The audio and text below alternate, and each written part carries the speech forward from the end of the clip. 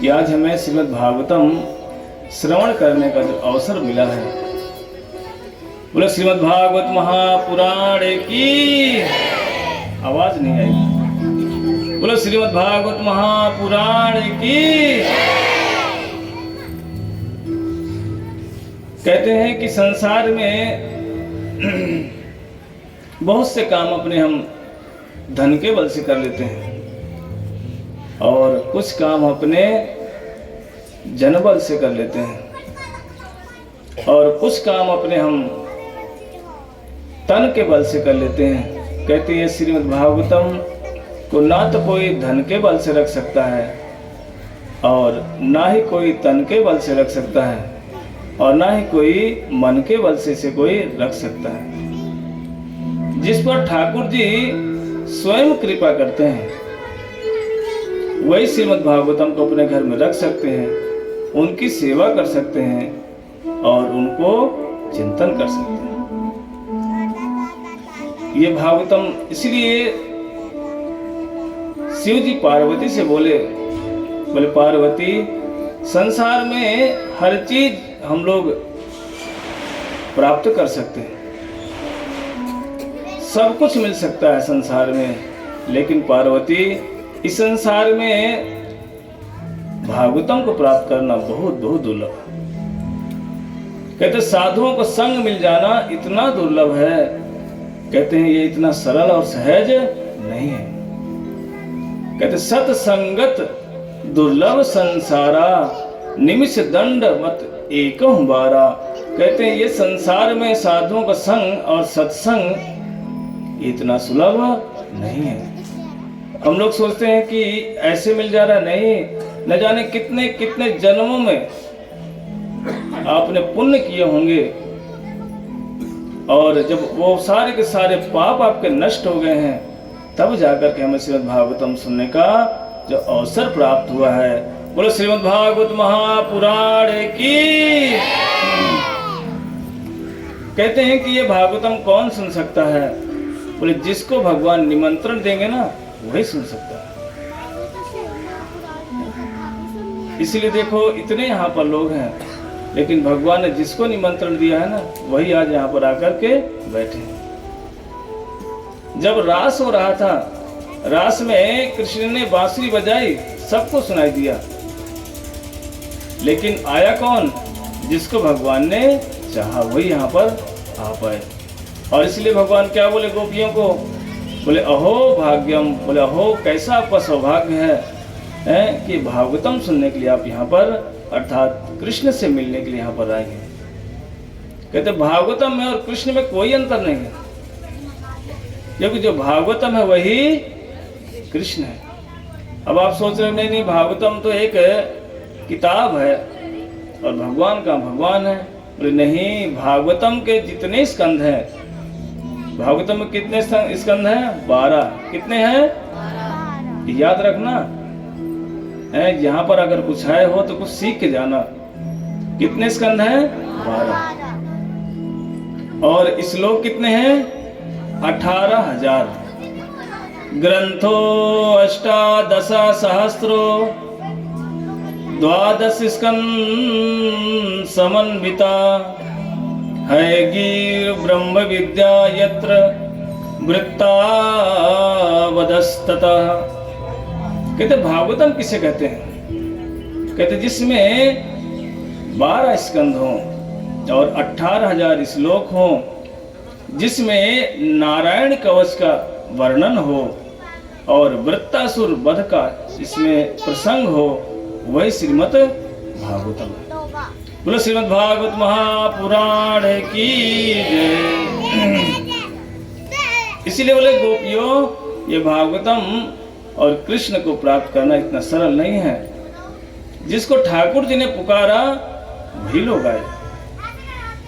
इसीलिए भागवतम में एक एक स्कंद है, जो 12 स्कंद ने कृष्ण के एक एक अंगों का वर्णन है।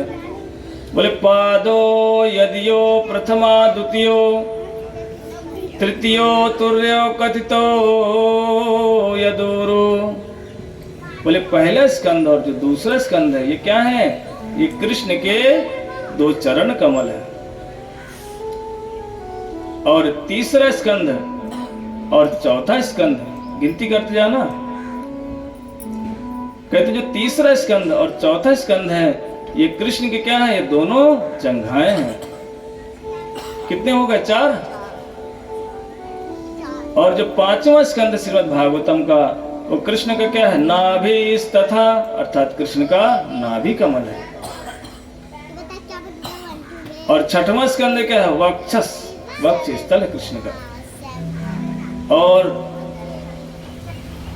7वां और 8वां स्कंद क्या है, बोले कृष्ण के दोनों भुजाएं हैं। क्या है, भुजाएं हैं। और मुखार बिंदम, बोले 10वां स्कंद क्या है, बोले कृष्ण का मुख कमल है। और बोलेंगे 9वां स्कंद कहाँ गया, बोले 9वां स्कंद है कृष्ण का कंठ, गला। और 10वां स्कंद क्या है, कृष्ण का पूरा मुख कमल है। देखना ये मुख ये बता देता है कि व्यक्ति प्रसन्न है या व्यक्ति नाराज चल रहा है। किसी से पूछने की जरूरत नहीं है, सामने वाले व्यक्ति को देख लो, बोले भैया इसका आज मूड कैसा है, बोले सब पता चल जाता है। और 11वां स्कंध क्या है भगवान का, ये सिर, माथा, इसको बोलते ललाट, ललाट सिर कृष्ण का। और 12 स्कंध भगवान का सिर है, जिसको हम लोग सर कहते हैं, सर नहीं क्या बोलते हैं, सिर। इसलिए 12 स्कंध। यदि कोई भगवान को पार करना चाहता है, इस संसार भवसागर से यदि कोई बाहर जाना चाहता है, तो बोले अपार संसार समुद्र से तुम भजामहे भागवतम स्वरूपम। बोले एक ही मात्र उपाय है संसार भवसागर से पार जाने का। कोई करोड़ करोड़ उपाय कर लो, चाहे 10 पुत्र हो जाएं, चाहे कितना भी बच्चे बाहुबली हो, पति कितना बाहुबली हो, खूब धन संपत्ति आ जाए, लेकिन भाई जब संसार से हम बाहर जा सकते हैं, एकमात्र भगवान का भजन करके जा सकते हैं, अन्य कोई उपाय नहीं है। इसलिए हमें सबको श्रीमद् भागवतम जरूर जरूर श्रवण करना चाहिए। बोलो श्रीमद् भागवत महापुराण की जय। बोलो हरे कृष्णा कृष्णा कृष्णा हरे हरे, हरे राम राम राम हरे हरे। कहते हैं ये भागवतम को हमें सुनने से क्या फल मिलेगा, भागवतम जो सुनने के लिए हम बैठे हैं, हमें क्या फल मिलेगा, हम अपना समय क्यों खराब करें यहाँ बैठ करके। कई लोग सोचते हैं मन में कि भैया हम 3 घंटे यहाँ खराब करेंगे, इससे अच्छा तो मैं कहीं अपना घर का काम कर लूंगी तब तक। बोले नहीं, ये भागवतम से तो इतने फायदे हैं, कहते हैं कि इसकी कोई गिनती नहीं। स्वयं राधा रानी कहती हैं, तव कथामृतम तप्त जीवना कभी भी कल्मषा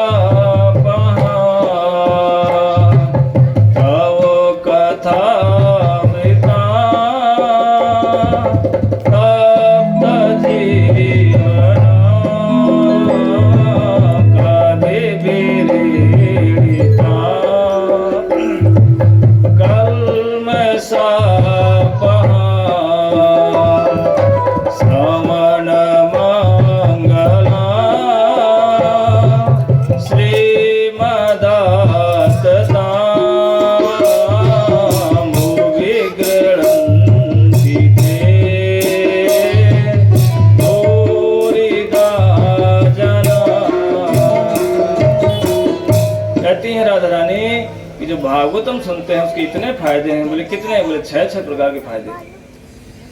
बोले तव कथा अमृतम, बोले कथा क्या है, जो अमृत के समान है। कहते जो भी सुनेगा वो अमृत को प्राप्त हो जाएगा। तो क्या कभी नहीं मरेगा, बोले कभी नहीं मरेगा। कोई प्रसंग है ऐसा, बोले हाँ प्रसंग है। बोले क्यों, बोले एक समय की बात है। बोले नारद जी माता पार्वती के पास गए। बोले मैया क्या कर रही हो, बोले कुछ नहीं। बोले भोले बाबा कहाँ हैं, बोले भोले बाबा कहीं पर गए हुए हैं। बोले मैया ये बताओ भोले बाबा आपको कितना प्रेम करते हैं? कौन पूछ रहा है? नारद जी। पार्वती मैया बोली हमको बहुत प्रेम करते हैं। बोले कुछ भी होता है ना भोले बाबा हमको सब कुछ बता देते हैं। बोले मैया लेकिन सब कुछ तो बताते हैं, लेकिन एक बात उन्होंने आज तक आपको नहीं बताई। अब तो माता का थोड़ा सा ना माथा ठनक गया। बोले ऐसा क्या बात है हमको बताए? बोले देखो जो भोले बाबा गले में जो मुंडों की माला पहनते हैं उसके विषय में नहीं आज तक बताया। बस इतना सुनते ही तो पार्वती का दिमाग गर्म होता है ना स्त्री का। जरा सा अगर पति कुछ गड़बड़ कर दे, पड़ोसी बता दे कि भैया आपको तो बताया नहीं उन्होंने, और बाहर ऐसी गड़बड़ी हो रही, बस माता का तो दिमाग एकदम ऊपर चढ़ने लगता है। अब तो जब जब भोले बाबा बाहर से आते पार्वती उनके चरणों की सेवा करती, उनको पानी पिलाती, बड़े प्रेम से बोलती। लेकिन इतना बोलने पर जैसे ही भोले बाबा आए और देखा पार्वती तो एकदम कोप भवन में। बोले आज पार्वती को क्या हुआ, इतना गुस्सा क्यों? जैसे ही बोले पहुंचे, जैसे हाथ रखा, बोले पार्वती, बस पार्वती ने हाथ फेंक दिया, दूर रहो, मुझसे बात नहीं करना, तुम्हारा किसी और के साथ लग रहा है, कुछ संग चल रहा है, तुम्हारा चक्कर है कुछ। भोले बाबा तो भोले भोले बोले पार्वती कैसी बात कर रही हो, मेरा किसी से कोई संबंध नहीं है, कोई चक्कर नहीं है। बोले नहीं नहीं, बोले हमको आज तक सारी बात छुपा के रखते हो, एक ही बात आपने नहीं बताई। बोले पार्वती ऐसी कौन सी बात है जो मैंने आपको नहीं बताई? बोले ये बताओ जो गले में मुंडों की माला है किसकी है? ये किसी और लग रहा है स्त्री की माला पहन के घूमते हो आप। बोले बाबा नहीं नहीं पार्वती ये बताओ ये यहाँ पर नारद जी आए थे क्या?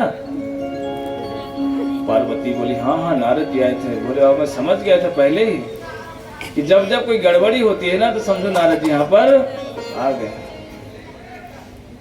बोले देखो पार्वती ये मुंडों की माला और किसी की नहीं है, ये तो आपकी है। पार्वती के तो होश उड़ गए। बोले मेरे मुंडों की माला आप कैसे? बोले देखो पार्वती जब जब आप मरती हो और वही उतने सिर मैंने अपने गले में धारण करके रखा है। पार्वती पूछने लगी भोले बाबा मैं मरती हूँ तो क्या आप जिंदा रहते हो? बोले हाँ हाँ मैं तो जिंदा ही रहता हूँ। बोले ये कैसे? बोले क्योंकि मैंने भागवतम सुन रखा है। बोलो श्रीमद् भागवत महापुराण की जय। बोले वो भागवत हमको भी सुना दीजिए। बोले आप बोले देखो भैया ये भागवतम जत तत नहीं बोली जाती। बोले कहाँ पर सुनाया जाएगा? बोले जहाँ पर भक्त विराजित हो, अच्छा स्थान होना चाहिए। तो बोले कहाँ पर चले? बोले कहीं पहाड़ों में चल के कथा सुनाते हैं। जैसे ही ऋषिकेश से ऊपर गए और जा करके वहां कथा सुनाने के लिए जैसे बैठे, बोले क्यों? बोले एकांत में कथा सुनेंगे। बोले जो कथा व्यक्ति सुन लेगा ना वो अमृत को प्राप्त हो जाता है। बोले आप बोले यहाँ पर कोई नहीं है, जंगल है, सुनसान है। बोले यहाँ पर कथा सुनी जाएगी। और अपना डमरू बजाया, जितने पक्षी थे ना सारे के सारे उड़ के वहां चले गए। लेकिन एक छोटा सा पक्षी था जिसके पंख नहीं थे, वो कैसे उड़े? वो बेचारा चुपचाप अपने घोंसले में बैठा रह गया। और बैठे बैठे इतने भोले बाबा ने कथा सुनाना प्रारंभ किया। और जैसे कथा सुनाना शुरू किया पार्वती तो हाँ हाँ करती रही बीच बीच में, क्योंकि जब कोई कथा स्टोरी सुनाते हैं ना तो सामने वाले क्या बोलता है? हाँ, फिर आगे क्या हुआ? अच्छा, फिर क्या हुआ? तब सुनाने वाले को आनंद आता है। तो पार्वती जैसे बीच बीच में बोलती हाँ फिर क्या हुआ, सुनाते सुनाते सुनाते सुनाते बीच में पार्वती सो गई। और जब सो गई तो खो गई।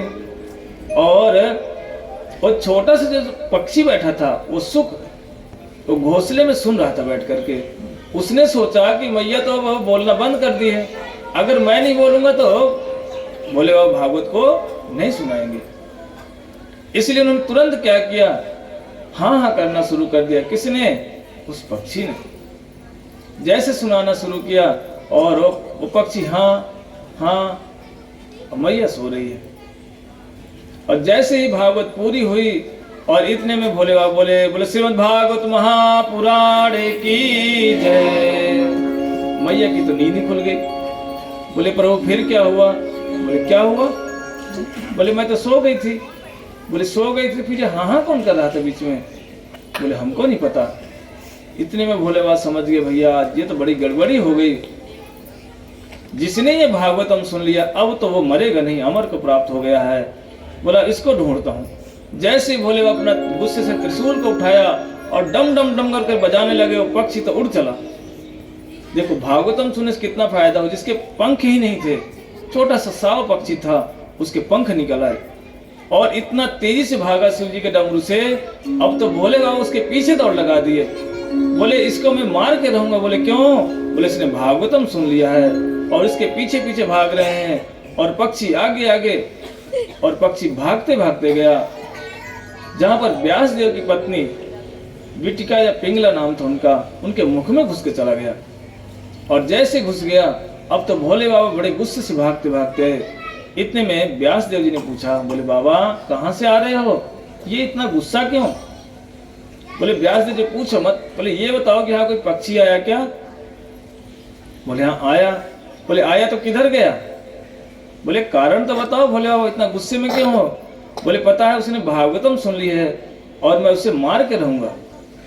व्यास देव जी पूछने लगे, बोले बाबा ये बताओ जो भागवतम सुन लेगा उसका फल क्या है?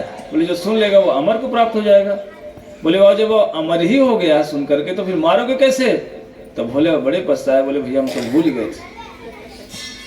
व्यास देव जी बोले सच में आप ना पूरे भोले भोले हो, हैं? क्या बोले? पूरे भोले हो। तो इसलिए क्या हुआ, जो भागवतम सुनता है तो कथा अमृतम, बोले जो भागवत को सुन लेगा वो अमृत को प्राप्त कर लेगा। बोले श्रीमद् भागवत महापुराण की जय। बोले कवि भी रीड़तम, बोले इसका गायन कौन कौन करते हैं? बोले नारद जी गाते हैं, ऊधव जी गाते हैं, बड़े बड़े ऋषि लोग क्या करते हैं? बोले भागवतम का कीर्तन करते हैं। बोले कल्म सापहम, बोले संसार में सब के सब दुखी हैं, कोई तन दुखी, कोई मन दुखी, कोई धन बिन रहत उदास, और थोड़े थोड़े सब दुखी, सुखी कौन है? राम और श्याम को दास। देखना संसार में खूब पैसा हो जाए, बहू आ जाए घर में, कहे मैं क्या बोलती हैं जो बड़ी माता कहती भैया बहू आ जाएगी ना बस शांति हो जाएगी। बोले क्यों? बोले धन है, खाली पुत्र की शादी हो जाए, बहू आ जाए बस, बोले मेरा जीवन सुख में कट जाएगा। लेकिन जैसे बहू आती फिर घर में खटपट होती रहती। बोले भैया अब तो जीवन व्यर्थ बेकार ही चला गया। कहते कल्म सापहम, कहते जिसका हृदय दुखी है ना उसका हृदय सदा सर्वदा प्रसन्न हो जाता है। बोले एक कथा है, बोले रामचरितमानस में एक सत्यवती नाम के और एक राजा थे, उनकी पत्नी का नाम था सत्यवती। बोले एक समय की बात है, विभांड ऋषि पहुंचे और वो राजा और रानी थे।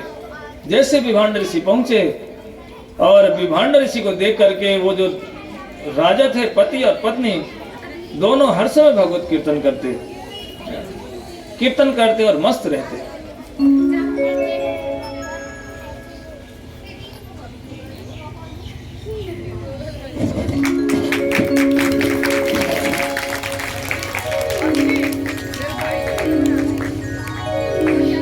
बोलो श्रीमद् भागवत महापुराण की जय। जय जय श्री राधे श्याम।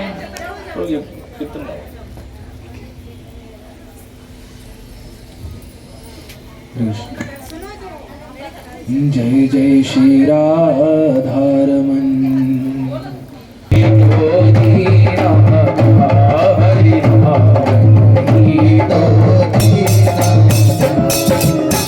अमृत है हरि नाम जगत में, अमृत है हरि नाम जगत में, अमृत है हरि नाम जगत में, अमृत है हरि नाम जगत में। छोड़ विषय विष पीना,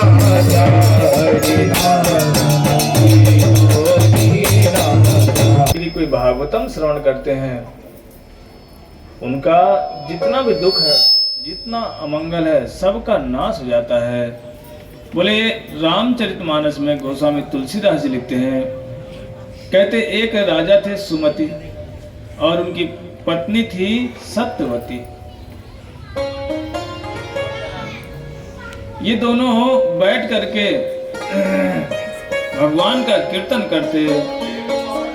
कहते रघुपति राघव राजा राम पतित पावन सीताराम। रघुपति राघव राजा राम पतित पावन सीताराम। रघुपति राघव राजा राम पतित पावन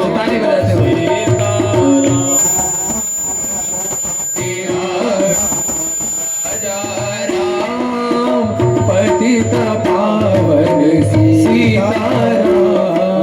जय सिया राम जय सिया राम जय सिया राम जय जय सिया राम। ओ जय सिया राम जय सिया राम जय सिया राम जय जय सिया राम।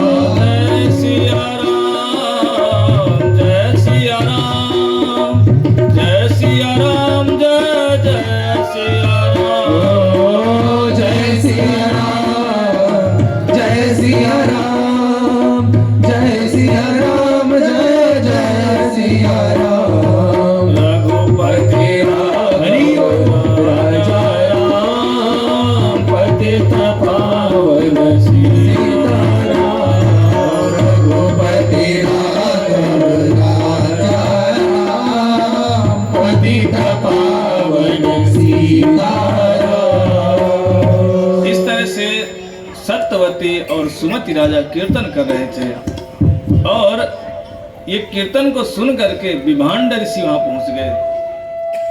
और जब ऋषि ने जाकर देखा, बोले दोनों राजा हैं और राजा और रानी हैं और ये कीर्तन कर रहे हैं, ऐसा क्यों? उनके हृदय में जो कीर्तन का एक आनंद था, उस आनंद को देख करके बोले ब्रह्मांड ऋषि भी बड़े आश्चर्यचकित हो गए। बोले ऐसा कैसे?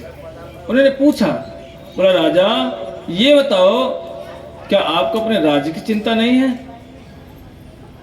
बोले इतना आनंदित होकर कीर्तन क्यों कर रहे हो, क्या कारण है? तब विभांड ऋषि से बताने लगे राजा, बोले हे ऋषि हमको अपने पूर्व जन्मों का चरित्र याद है। बोले इतना याद है? बोले हाँ। बोले ये बात मैंने आज तक किसी को नहीं बताई। ये ऋषि आप तो साधु हैं, इसलिए आपसे कोई बात छुपी नहीं है। मैं आज आपको बताता हूँ, मुझे 3 जन्मों का याद है। बोले बताओ कैसे याद है? बोले हम पहले पूर्व जन्मों में, बोले मैं एक पुरुष था और मेरी जो पत्नी है ये, इसने अपने पति को मार करके जंगल में चली गई थी। बोले मैं भी गलत सलत काम करता था और मैं भी वन में चला गया और हम दोनों जाकर के वन में एक स्थान पर ही मिल गए। और जैसे मिले और बोले हम जंगल में क्या खाते? बोले मांस खाने लगे। ऊट पटांग के काम करना, जीव जंतुओं को मार मार करके हम खाते थे।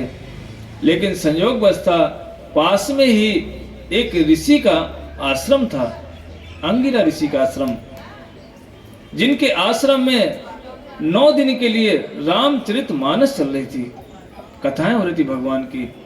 बोले हम दोनों पति पत्नी वहां पर गए और जा करके 9 के 9 दिन तक हमने प्रसाद पाया और भगवान की कथाओं को बड़े ध्यान पूर्वक हमने श्रवण किया।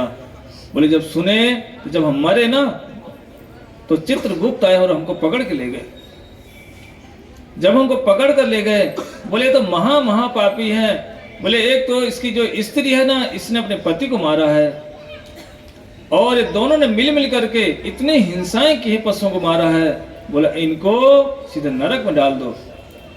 लेकिन यमराज जी बोले नहीं नहीं, देखो तो ढंग से, हो सकता है इसने कहीं कुछ अच्छे कर्म भी किए हों।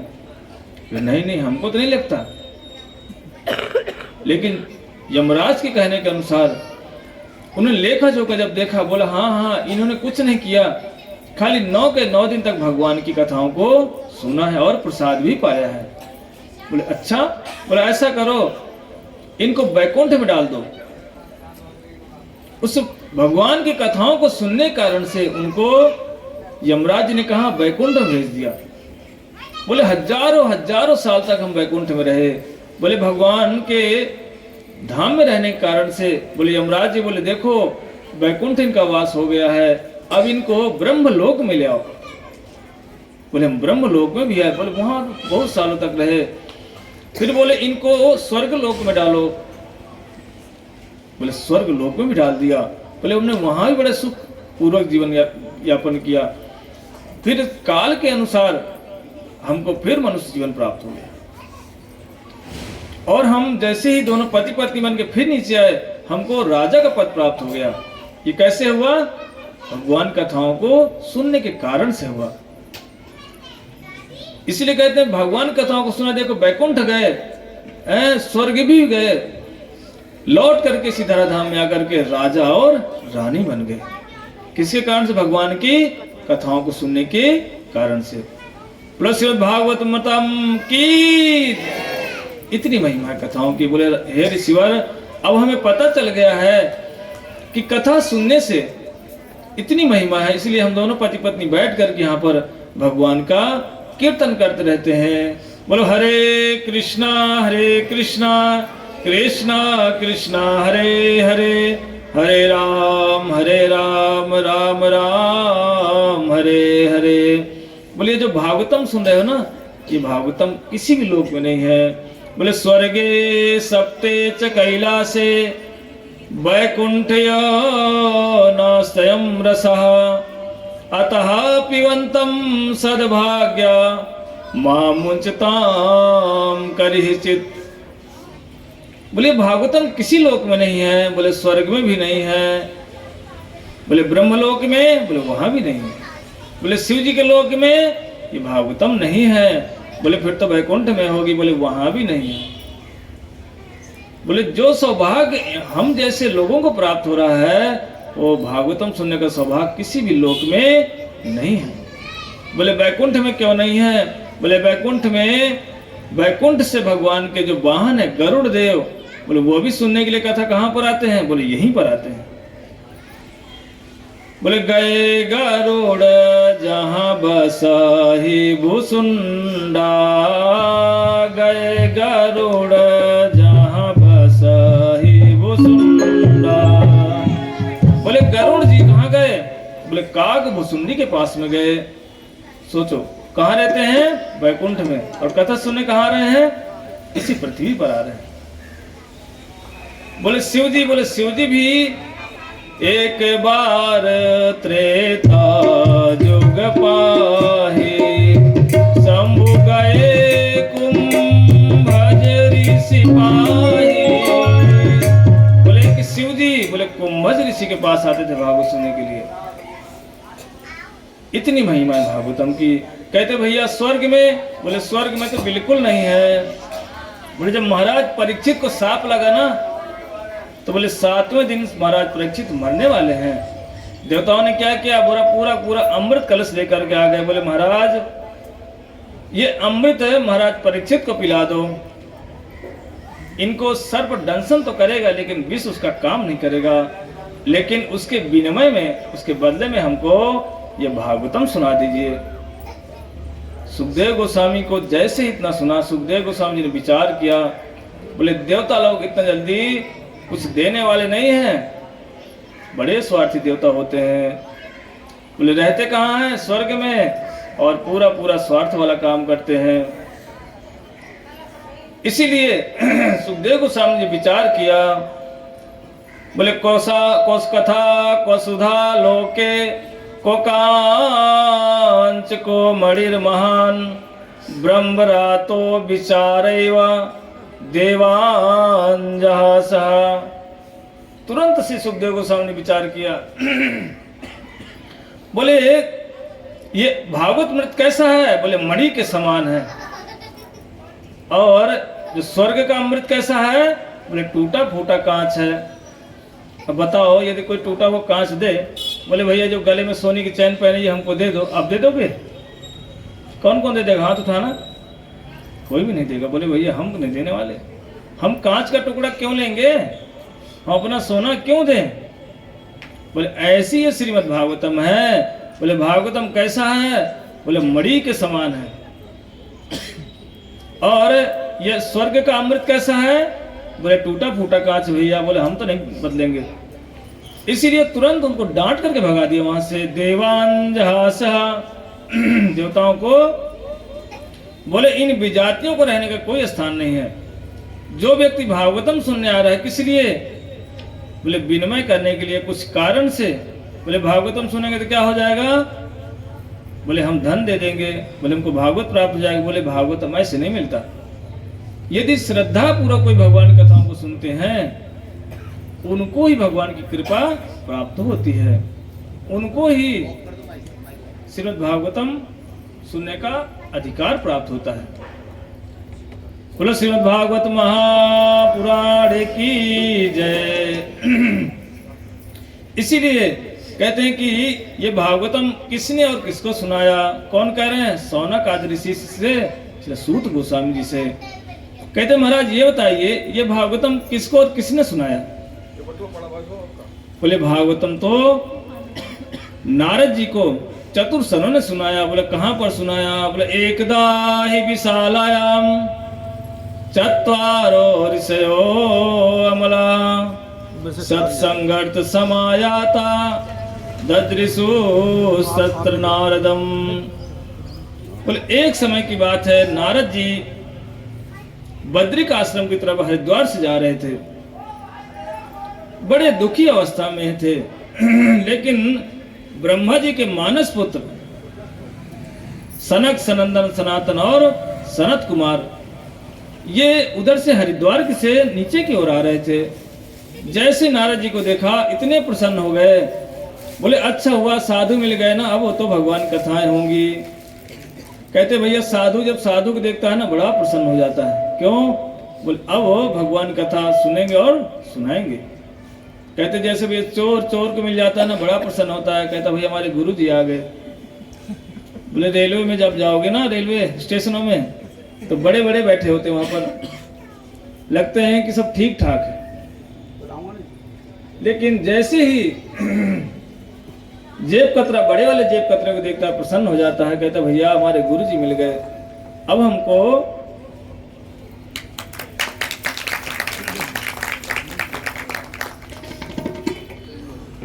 हरे कृष्णा। कहते अब हमको क्या होगा? बोले गुरु जी मिल गए, हमारी चिंता खत्म। ऐसे ही जैसे नारद जी ने देखा कि चतुर्सन आ रहे हैं, लेकिन चतुर्सन ने क्या देखा? बोले नारद जी का तो मुंह लटका हुआ है। बोले भाई नारद जी साधु होकर के मुंह कैसे लटका है? चतुर्सन ने कहा भैया ये ठीक नहीं है। बोले कथम ब्रह्मानंदी मुखम कुतश्चिंता तुरो भवान त्वरितम गम्यते कुत्रा कुतश्चागमनम तो इदानीं सून चित्तो असि गतो वित्त यथा जना तवेदम मुक्त संगस्य नोचितम वद कारणम। बोले महात्मा हो के दुखी रहे तो बोले भैया फिर वो महात्मा कैसा, साधु कैसा? बोले संसारी व्यक्ति दुखी है तो समझ में आता है। बोले घर के कलह से दुखी है। बोले महात्मा कौन है आगे पीछे? बोले भगवान है सिर्फ। और ये साधु हो के भी दुखी है तो बोले भैया फिर साधु नहीं है, क्योंकि गृहस्थियों को दुख को कौन दूर करता है? ये साधु ही दूर करता है, ओझा नहीं दूर करता। लोग ओझा के पास चले जाते हैं, बोले घर में बड़ी समस्या हो रही है, चलो चलो किसी तांत्रिक के पास चलते हैं। देखना किसी तांत्रिक किसी ओझा के पास जाओगे ना, वो समस्या को बढ़ा देता, डबल करता है। क्यों? वो अपना ग्राहक बना लेगा आपको। बोले भैया हमारे घर में भूत है। बोले कोई बात नहीं, भूत दूर कर देंगे। ओझा ने क्या किया? भूत तो दूर कर दिया, पर छोटा वाला भूत एक और लगा दे पीछे से। बोले खट खुट कुछ ना कुछ करता रहेगा। बोले महाराज 10 दिन तक तो ठीक चला, फिर गड़बड़ी हो रही है। बोले कोई बात नहीं, अब ठीक हो जाएगा, अभी थोड़ा सा इतना और पैसे दे दो। फिर वो क्या करते हैं, वो लोग पैसे देते हैं और कुछ समय के पश्चात फिर एक भूत लगा देते हैं। देखना परमानेंट कुछ न कुछ समस्या चलती रहेंगी। 10 दिन के लिए ठीक होगा सिर्फ बस, और फिर 11वें दिन फिर शुरू। तो बोले भाई समस्या कहाँ दूर होंगी? बोले समस्या तो साधु के पास ही है, समस्याओं का समाधान। इसलिए बोले हे नारद जी, आप तो इतनी व्यग्न अवस्था में क्यों जा रहे हो, कहाँ जा रहे हो, कहाँ से आए हो? हैं? बोले गतो वित्तम यथा जना, ऐसा लग रहा है जैसे मानो आपको कोई धन खो गया हो। नारद जी ने जैसे देखा सबको प्रणाम के बोले भैया, हमारा ना तो कोई धन खोया है, ना ही हमारा कोई ऐसा कोई वस्तु खोई है, हम तो दूसरे के दुख से दुखी हैं। बोले क्या कारण है? नारद जी बताने लगे, मैं सारे ब्रह्मांड में भ्रमण करता करता, बोले मेरी इच्छा हुई कि मैं जाकर के पृथ्वी लोक में सारे तीर्थों में भ्रमण करूं, गोदावरी, काशी, कांची, सब जगह भ्रमण करता करता नारद जी बोले मेरे मन को कहीं भी शांति नहीं मिली। सारे तीर्थों में मैं गया, सारे तीर्थों में पाखंड ही पाखंड है, लूट मचा रखी लोगों ने। कहीं भी आचमन कराएंगे, बोलो ओम केशवाय नमः, ओम नारायण नमः, ओम माधवाय नमः, बोलो महाराज दाओ 100 रुपए।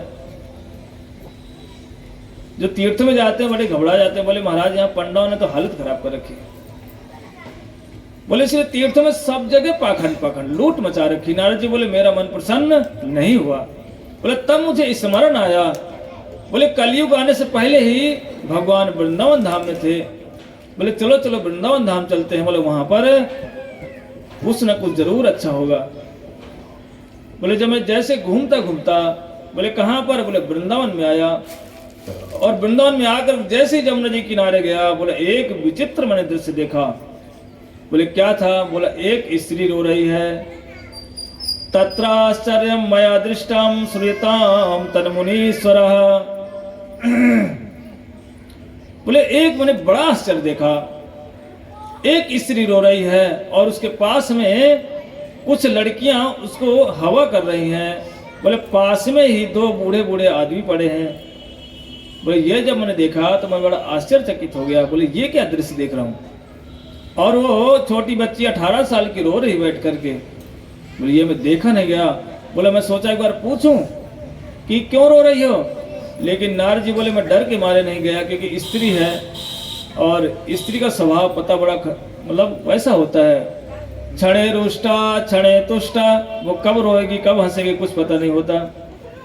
कहो ये बाबा मैं पूछने चला जाऊं क्यों रो रही हो, तो यदि उसने कह दिया बाबा तुम्हें क्या मतलब, हम कुछ भी करें, तो बोले फिर हमारी क्या रह जाएगी। बोले सच्चा कुछ मत बोलो, दूर निकल जाओ। नारद जी करें जैसे मैं वहां से हटने लगा तो उस स्त्री ने हमें आवाज दिया, बोले भो भो साधो क्षणम तिष्ठम मच्चित्ता पिनाशया दर्शनम तव लोकस्य सर्वता गरणम परम। बोले भो भो साधु, बोले हे साधु महाराज रुको रुको रुको, कहाँ जा रहे हो? बोला मैं उस स्त्री की बात को सुनकर के रुक गया। बोला हे नारद जी मैं आपको पहचान गई, क्योंकि साधु क्या करते हैं? बोले सर्वथा आगरण मत होता है पाप। साधु के यदि दर्शन हो जाए तो कहते हैं उससे सारे के सारे पाप नष्ट हो जाते हैं। बोले हे साधु वैष्णव मेरी जो समस्या है मत चित्ता अपिनाशया, बोले मेरी भी समस्या दूर करो। नारद जी ने कहा भाई आपकी क्या समस्या है? बोले समस्या दिखने नहीं नारद जी आपको? बोले हमको तो कुछ पता नहीं चल रहा है। बोले देखो हमारे पास में ये जो 2 लेटे हुए हैं ना, ये हमारे पुत्र हैं। और बोले ये स्त्रियां कौन हैं? बोले पवित्र गंगा और जमुना नदियां हैं। बोले ये पुत्र कैसे हैं? तुम तो 18 साल की हो, और पुत्र कैसे हैं? बोले 80 साल के। ऐसे कहीं देखा कभी आपने? किसी की माता के पुत्र 80 साल के होते हैं कि नहीं होते? किसी के नहीं होते। और माता के कितने साल की? 20 साल की, 18 साल की। नारद जी को बड़ा चक्कर हुआ, बोले ऐसे कैसे हो गया? बोले ये है कौन? बोले कलयुग के प्रभाव से ये दोनों वृद्ध अवस्था को चले गए हैं। ज्ञान वैराग्य नामनो काल योगे न जर्जरौ। बोले कलयुग का इतना प्रभाव है, ये दोनों वृद्ध हो गए। बोले नारद जी इस समस्या को दूर कर दो। बोले क्योंकि आप कोई साधारण नहीं हो। बोले जयति जगति माया यस्य काया धवस्ते वचन रचनम एकम केवलम चाकलया। कहते हैं कि आपके कारण से ही कयाधु पुत्र कौन, प्रहलाद महाराज, ध्रुव महाराज, पौर्णमासी देवी, वाल्मीकि जी, सब के सब आपके शिष्य हैं। बोले आप कोई साधारण व्यक्ति नहीं है, इसलिए हे नारद जी हमारी भी समस्याओं को दूर कर दीजिए। और बोले यदि हमारी समस्या दूर नहीं किया तो विदेशो गम्यते मया, हे नारद जी मैं विदेश चली जाऊंगी। अब वो तो साधु सोचने लगी थी, भक्ति महारानी विदेश चली गई तो फिर हमारा क्या होगा। कहती नारद जी बोले चिंता मत करो, विदेश नहीं जाओगे, तुम इंडिया में ही रहोगे। लेकिन भैया विदेश भी गई भक्ति, नहीं गई क्या? गई कि नहीं गई बताओ? देखो विदेशी लोग कितने भगवान का भजन करते हैं। बोलिए भक्ति ने, नारद जी ने मना किया फिर भी भक्ति वहां क्यों चली गई? बोले यही है साधुओं की महिमा। हमारे गुरुवर गए भक्तिवेदांत स्वामी महाराज श्रील प्रभुपाद जिनको कहते हो, उन्होंने आकर के विदेश भी लेके चले गए। बोले चलो विदेश घुमा के लाता हूं, तुमने एक बार बोला था। अपने हृदय रूपी या सिर में बैठा करके भक्ति महारानी को कहाँ ले गए? बोले भक्ति देवी आपने एक बार नारद जी के सामने बोला था मैं विदेशों गम्यते मया, बोले चलो मैं तुम्हें घुमा के लाता हूँ विदेश। और वहां जा करके भक्ति महारानी ने क्या किया? सब के सब विदेशियों को नचा डाला। देखना जब वृंदावन जाओगे ना, वृंदावन कौन कौन गए हाथ उठाना? अच्छा ये लोग नहीं गए? बोलो वृंदावन धाम की। इसलिए वृंदावन देखना जाना, बच्चों के पास विदेशी बच्चे छोटे छोटे होते हैं, छोटी छोटी उनकी लड़कियां होती हैं, सब भगवान का नाम करती हैं, माताएं भी करती हैं। उनसे पूछो कि आपको इंडिया अच्छा लगता है, भारत अच्छा लगता है या विदेश? तो क्या बोलती है? हमको तो भारत अच्छा लगता है। बोले भारत क्यों? बोले भारत मतलब होता है भा मतलब प्रकाश, अर्थात ज्ञान रूपी प्रकाश से हर समय जो रत रहे, हर समय जो प्रकाशित रहे उसे कहते हैं भारत। इसीलिए बोले मैं विदेशो गम्यते मया, बोले नारद जी यदि मेरी समस्या दूर नहीं हुई तो मैं विदेश चली जाऊंगी।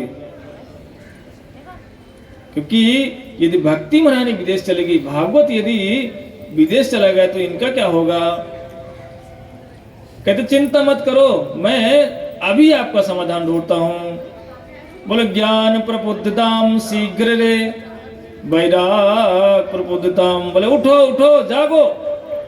लेकिन वो क्या करें? थोड़ा सा इधर उधर हिल जाएं फिर सो जाएं। नारद जी ने बार बार गीता पाठ किया, वेद वेदांत सुनाए, लेकिन भक्ति के जो पुत्र ज्ञान और वैराग्य हिले डुले भी नहीं। लास्ट में इतना परेशान हो गए, तब आकाशवाणी हुई, बोले नारद सत्कर्म करो सत्कर्म।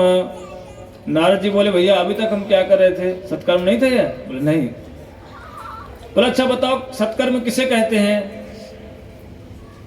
तो जो आकाशवाणी ने कहा, बोला भैया वो तो साधु बताएंगे। बोले अच्छा बताओ महाराज साधु कहाँ मिलेंगे? बोले ढूंढो। अब साधु कहाँ ढूंढेंगे? इसीलिए बोले मैं दुखी अवस्था में भैया मैं सोचा बद्री का आश्रम की तरफ जाऊंगा, वहां साधु लोग मिलेंगे, उनसे पूछूंगा। बोले ये सत्संग किसे कहते हैं? कहते मैं बहुत साधुओं के पास गया, मैं पूछा जाकर के कि भैया सत्कर्म किसे कहते हैं। लेकिन कुछ महात्मा लोग क्या करते, जैसे नारद जी को देखते बोले कि शिष्यों को भेज देते, बोले जाओ गुरुजी बोल देना नारद जी से कि गुरुजी ने मौन व्रत ले रखा है। जैसे नारद जी आए, बोले आपके गुरुजी कहाँ हैं? बोले किस लिए महाराज? बोले कि सत्कर्म किसे कहते हैं। जैसे ही सुना, बोले हमारे गुरुजी तो मौन व्रत में है, क्योंकि नारद जी हैं, नारद जी को कोई जल्दी जवाब नहीं दे सकता।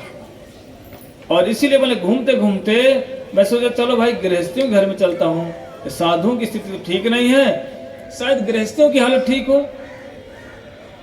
और जैसे ही मैं नारद जी उतारे, मैं घर गृहस्थ लोगों के पास गया, बोले तो और भयंकर दुखी। बोले कैसे?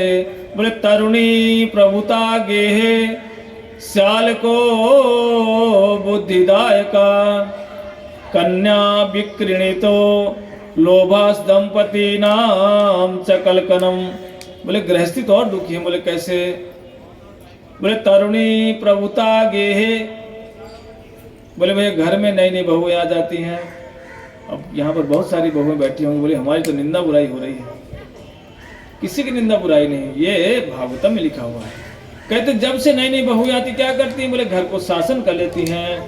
बोले माता पिता क्या करते हैं, लड़की और लड़के को बेचते हैं, क्रय विक्रय करते हैं। ये भागवतम में लिखा हुआ है और सच में ऐसा ही हो रहा है, नहीं हो रहा क्या? ऐसे ही हो रहा है। यदि किसी घर में पुत्री है, उसको यदि शादी करनी है तो पूरा वो लड़के को खरीदा जाता है, इतना लाख, इतना करोड़, इतनी गाड़ी, सोच लो। बोले इसे बोले क्रय विक्रय शुरू हो गया है। इसलिए बोले गृहस्थों की हालत और खराब है, नारद जी कह रहे हैं। बोले इसलिए मेरे कुछ भी समझ में नहीं आया, मैं सीधे यहाँ पर आया हूँ, तो हे प्रभु अब आप ही बताओ, बोले ये समस्या कैसे दूर होगी? चतुर्सनों ने कहा कि इसमें घबराने कोई बात नहीं है। बोले श्रीमद् भागवतम आलाप सातु गीतम सुकाद भी। बोले हे नारद जी इसमें घबराने कोई बात नहीं है, श्रीमद् भागवतम को सुनो और सुनाओ। बोले यही तो सत्कर्म है। नारद जी बड़े चक्कर में पड़ गए। बोले ये बताओ, मैंने वेद पढ़े, वेदांत पढ़े, तो क्या वो सत्कर्म नहीं थे? तब जाके चतुर्सनों ने कहा देखो वो भी सत्कर्म है, लेकिन आम को खाने में कब मजा आता है, कच्चे में या पके में? है पीछे वाले कर हम तो कच्चे में आनंद आता है। किसको किसको कच्चा आम खाने में आनंद आता है? हाथ उठाना। किसी को नहीं था। पका हुआ कौन कौन खाना अच्छा क्यों? हाथ उठाओ। पके हुए आम कौन कौन खाते हैं? इसीलिए कहते हैं भाई देखो, आम का आनंद तो आम की लकड़ी में भी आता है, लेकिन कैसा आता है? कसैलापन। बोले पत्ता खाओ आम का तो उसमें भी स्वाद है, लेकिन कैसा? कसैला कसैला। यदि आम का थोड़ा सा छोटा बच्चा निकलते हैं ना, उसको खाओ तो आनंद नहीं आता, खट्टापन होता है। और बड़ा हो जाए तो भी आनंद नहीं आता। बोले यदि पूरा पक जाए और पक करके यदि उसको तोता रूपी पक्षी यदि उसमें थोड़ा चोंच मार दे, बोले फिर तो आनंद ही आनंद हो जाता है। इसीलिए कहते हैं कि वेद वेदांत कैसे हैं? बोले आम के वृक्ष के जैसे हैं। अब बोले ये भागवतम क्या है? बोले पका हुआ आम है। बोले श्रीमद् भागवत महापुराण की जय जय जय श्री राधे।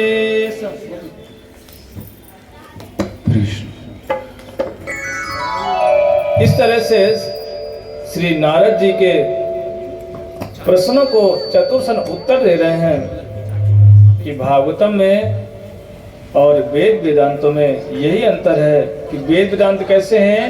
आम के पेड़ के जैसे हैं, और भागवतम क्या है?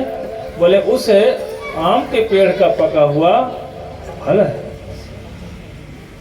इसीलिए जब कोई आम का पका हुआ फल खाता है, कहता है भैया बड़ा सुंदर ये पेड़ है, तो पेड़ की महिमा गाता है।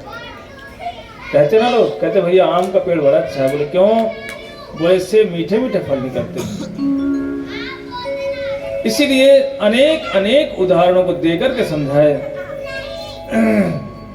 बोले देखो जैसे दूध है, पूरी किससे बनती है? घी से बनती है। कोई दूध से पूरी बना सकता है? बोले भैया घर में भंडारा हुआ, बोले घी खत्म हो गया। बोले अब घी खत्म हो गया है तो पूरी किससे बनेगी? तो किसी ने कहा नहीं नहीं भैया घी किससे बनता है? बोले दूध से बनता है। बोले कोई बात नहीं, जब दूध से बनता है घी तो पूरियां तो दूध से बन सकती हैं, बन जाएंगी, क्यों नहीं बनेगी? जी बन सकती। ऐसे ही श्रीमद् भागवतम से, बोले भागवतम कैसा है? बोले घी के जैसा है। और ये वेद वेदांत कैसे हैं? बोले दूध के जैसे। वेद वेदांतों को लेकर के यदि कोई बैठेगा समझ नहीं पाएगा। बोले उनका संपूर्ण निचोड़ फल क्या है? बोले यही श्रीमद् भागवतम। सर्ववेदांत सारम श्रीमद् भागवतम इष्यते। बोले सभी वेदों का सार क्या है? बोले श्रीमद् भागवतम है। जैसे नारद जी ने चतुर्सनों के मुख से सुना, नारद जी का सारा भय दूर हो गया, सारी समस्याएं खत्म हो गई। नारद जी ने तो हाथ जोड़ करके बोला, बोले धन्यो भागवदेन, बोले धन है मेरा भाग्य, समर्जितेन सत्संगम च लभते पुरुषो यदा वै। कहते धन्य ये भागवतम कथा, सत्संग करने मात्र से ही बोले अज्ञान मोह कृत मोह अंधकारा, बोले जितना मेरे हृदय का अंधकार था, नासा विधादये विवेक, बोले सारा का सारा मेरा अज्ञान दूर हो गया। जो मैं सोच रहा था कि भागवतम और वेद वेदांत में क्या अंतर है, बोले यही अंतर है, दूध और घी के जैसे ही अंतर है, बोले आम के पेड़ और आम के जैसे ही अंतर है। किसी ने कहा नहीं नहीं भैया, अब तो मिठाई बनती है किससे? चीनी से। बोले चीनी कहां से बनती है? गन्ने से। बोले भैया चीनी खत्म हो गई है, और जब गन्ना को हम ओल में डालते हैं ना तो उसमें से रस निकलता है। बोले भैया ऐसा है कि मिठाई बनाने के लिए चीनी खत्म हो गई है, तो जो गन्ने का रस है ना उसको मिलाकर के मिठाई बना दो तो मिठाई बन जाएगी। कौन कौन माताओं ने आज तक गन्ने के रस से मिठाई बनाया? किसी ने नहीं बनाया, ना ही कोई बना पाएगा। ऐसे ही श्रीमद् भागवतम कैसा है? बोले चीनी के जैसा है। बोले वेद वेदांत कैसे हैं? बोले गन्ने के रस के जैसे हैं। गन्ने के रस से कोई भी मिठाई नहीं बन सकती। बन सकती है? कभी नहीं बनती। इतने प्रसन्न हुए नारद जी। बोले ठीक है भैया, ये बताओ ये भागवतम कथा कहाँ पर होगी? बोले देखो ये भागवतम को ना हम हरिद्वार में करते हैं। बोले गंगा द्वार समीपे तो तटमानंद नामकम, बोले हरिद्वार में ही आनंद नाम का जो घाट है, बोले वहां पर भागवतम होगी। इतना सुन करके नारद जी इतने प्रसन्न हुए। बोले सदा सेव्या श्रीमद् भागवती कथा, यस्य श्रवण मात्रेण हरिश्चित्ता समाश्रेत। कहते यदि कोई भगवान की कथाओं को सुनना शुरू कर दे, कहते उसके हृदय का जितना अज्ञान है, जितना अंधकार है, धीरे धीरे करके सब नष्ट हो जाता है, और हरिश्चित्त समाश्रित, बोले भगवान उस व्यक्ति के हृदय में विराजित हो जाते हैं। बोलो श्रीमद् भागवत महापुराण की जय। जय तो बोलो जोर से, बोलो श्रीमद् भागवत महापुराण की जय। जय ध्वनि देने से क्या फायदा है? बोले जितना जय दोगे, जोर जोर से जय करोगे, उतना हृदय का ज्ञान पाप सब भाग जाएगा। यही महिमा भागवतम की। देखना जब मंदिर में लोग जाते ना क्या बोलते हैं? बोले हरे कृष्णा कृष्णा कृष्णा हरे हरे, हरे राम राम राम। क्योंकि हाथ उठाने मात्र से भगवान की कृपा मिल जाती है, और जब तक हाथ नहीं उठाओगे ना, भगवान हाथ नहीं आने वाले हैं। देखो द्रौपदी ने जब तक दोनों को हाथ उठा करके ये नहीं बोले हे केशव हे माधव अब तो जीवन हारी, तब तक भगवान आए नहीं। बोले जब तक द्रौपदी अपनी कभी बोलती ये मेरी रक्षा करेंगे, पांडव रक्षा करेंगे, जब तक सबका संसार मुंह देखती रही, भगवान हाथ नहीं आया। यहां तक जब तक उसने अपने बल का अभिमान दिखाया, बोला मैं मेरे दोनों हाथ हैं, तब भी केशव नहीं आए। मुंह में साड़ी को बांध करके और दोनों बल दिखाती रही तो भी केशव नहीं आया। जब दोनों हाथ खड़े कर दिए, बोले हे केशव अब तो जीवन हारी, अब मेरी रक्षा करो। भगवान एक सेकंड भी नहीं लगाए, फट से प्रकट हो गए। अब तक दुशासन इतना बलशाली, भगवान ये लग रहा था जैसे साड़ी बन गए हो। 10,000 हाथियों का बल रखने वाला दुशासन भी द्रौपदी के साड़ी को खींचते खींचते खींचते खींचते थक गया। वो यही नहीं समझ पाए कि ये द्रौपदी की साड़ी है या किसी कंपनी की साड़ी है, तो कंपनी में साड़ी फटाफट बने जा रही है। वो भी हार गया। क्यों? शरणागति से। इसीलिए जब हम हाथ उठा के बोलते हैं और बड़े जोर से पुकारते हैं, भगवान हमारे हृदय में विराजित हो जाते हैं। बोलो श्रीमद् भागवत महापुराण की। और इतना सुन करके बस इतने में पूछने लगे, बोले प्रभु इस भागवतम को सुनने से किसको किसको फायदा होता है? नारद जी ने पूछा, ये भागवतम को सुनने से किसको किसको फायदा मिलता है, किसका किसका कल्याण होता है? चतुर्सेन बोले, देखो भैया, यदि कोई महापापी हो और भागवतम सुन ले 7 दिन तक, बोले उसका पाप नष्ट हो जाता है।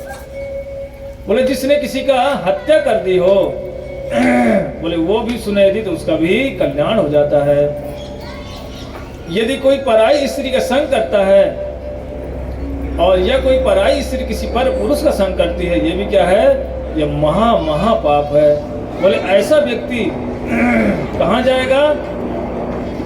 बोले भयंकर नरक में जाते हैं। यदि कोई स्त्री पराय है, अपने पति को छोड़ के पराय का संग करती है, और पराया पुरुष यदि पराई स्त्री का संग करता है, कहते वो घोर नरकवास करता है। पर यदि गलती से कहीं ऐसा हो गया हो और अपनी गलती को क्षमा मांगते हो कि मुझसे गलती हुई, और भागवत कथा सुन ले 7 दिन तक बैठ करके, कहते उसका भी सारा पाप नष्ट हो जाता है। कहते गुरु पथगामी हो, अलंकार चोरी करने वाला हो, यदि भागवत कथा सुन ले तो उसको भी उसके सारे पाप नष्ट हो जाते हैं। बोले हे नारद जी, यदि कोई भूत बन के घूम रहा हो, है किसी का उद्धार ना हो रहा हो पूर्वजों का, यदि वो भागवतम कथा सुन ले, उसका भूतों का भी कल्याण हो जाता है। जैसे नारद जी ने इतना सुना, नारद जी ने पूछा, बोले प्रभु ये कोई विश्वास नहीं मानेगा। बोले मनुष्य की बात तो समझ में आती है, पशुओं की तो बात समझ में आती है, पर भूतों का कल्याण होता है ये हमको विश्वास नहीं होता। बताओ किसको किसको विश्वास है कि भागवत सुनने से भूतों का कल्याण हो जाता है? हाथ उठाना, किसको किसको विश्वास है? सबको विश्वास है। कहते हैं कि एक इतिहास सुनाया उनको। बोले वो क्या था? बोले एक आत्मदेव पंडित जी थे। देखो घबराना मत, आज कथा लेट शुरू हुई है, कल से हम लोग कथा 2 बजे शुरू करेंगे। और कई बजे? 5 बजे बंद करना है, 5 बजे विश्राम कर देंगे। कल से बताओ 2 बजे कौन कौन आ जाए? हाथ उठाना। हाँ, कल से सभी लोग क्या करना, अपने अपने घरों से, अपने मोहल्ले से कम 10-10 लोगों को लेके आना। बोले भैया हम 10 लोग क्यों लाएंगे, हम तो अकेले ही आएंगे। कहते नहीं, यदि कोई व्यक्ति 10 लोगों को अपने साथ लेके आता है, इतना कह दे भैया भागवत हो रही है, और बोले अच्छा भागवत हो रही है, बोले चलो चलो हम चलते हैं कथा सुनने। कहते भैया उसका तो कहने क्या है, वो तो LIC जैसे है। जैसे LIC में होता ना, एक व्यक्ति जुड़ गया, दूसरे 2 को जोड़ दिया, उसको फंड बोनस आना शुरू हो जाता है। ऐसे ही उसको अपना तो फायदा मिलेगा। ये 10 लोगों को लेके आया ना, तो जो उनको जो पुण्य मिलेगा, वो आधा पुण्य का भागीदार कौन होगा? जो लेकर के उसको आया है। इसलिए डबल ट्रिपल पुण्य हो जाएगा। इसीलिए क्या करना, अपने घरों से, अपने मोहल्ले से 10 लोगों को लेकर के आना। कहते यदि कोई भागवतम सुन ले कि भागवतम हो रही है, और कहते वाह भाई अच्छा सत्कर्म, अच्छा काम हो रहा है, कहते इतना मात्र कह दे, कहते उसको इतना पुण्य मिलेगा उसने कभी सोचा भी नहीं होगा। इतना भागवतम को सुनने से, भागवतम में सहयोग करने से, यदि कोई भागवतम में थोड़ा सहयोग कर देता है कि भैया चलो मेरी तरफ से आज भंडारा कर दो, कहते हैं भैया उसका कभी जीवन में धन कभी कम होगा ही नहीं। देखना, इसलिए वृंदावन जब भागवतम होती है ना, या भी हम लखनऊ गए थे भागवत करके आए, 30 तारीख को पूर्ण होती करके वहां से आए हैं, तो वहां पर हमने देखा सब के सब मिल कर आते थे मोहल्ले वाले। बोले महाराज आज हमारी तरफ से भंडारा, इतने वहां भंडारे हुए हैं। 7 के 7 दिन नहीं, जब हम 8वें दिन हमने हवन किया, उस दिन ही भंडारा किया लोगों ने। इतना भंडारा होते हैं, क्योंकि जिसने समझ लिया कि भंडारा करने से, क्योंकि किसका भंडारा है? बोले भागवतम में भंडारा हो रहा है। भागवत अर्थात भगवान की प्रसन्नता के लिए भंडारा हो रहा है। कहते हैं उसका कभी भी अन्न कम नहीं होगी, कभी पैसे की कमी नहीं हो सकती, कभी वो कंगाल नहीं हो सकता। बोले भागवत महापुराण की। जैसे ही उन्होंने कहा देखो मैं आपको एक इतिहास सुनाता हूं, यदि कोई भगवान की कथाओं को सुनता है, हरिश्चित्र समाश्रय अर्थात हरि उसके बैठ करके सारे पापों को नष्ट कर देते हैं। नारद जी बोले कोई कथा बताओ, ऐसे तो हम बात नहीं मानेंगे, क्योंकि हमको विश्वास नहीं होता कि भागवतम सुनने से भी भूतों का कल्याण होता है। बोले एक आत्मदेव नाम के पंडित जी रहते थे, और उनकी जो श्रीमती जी थी धुंधलिम देवी। पंडित जी तो बड़े संपन्न थे, लेकिन घर में कोई पुत्र नहीं था, और पुत्र ना होने के कारण से पंडित जी बड़े दुखी रहते।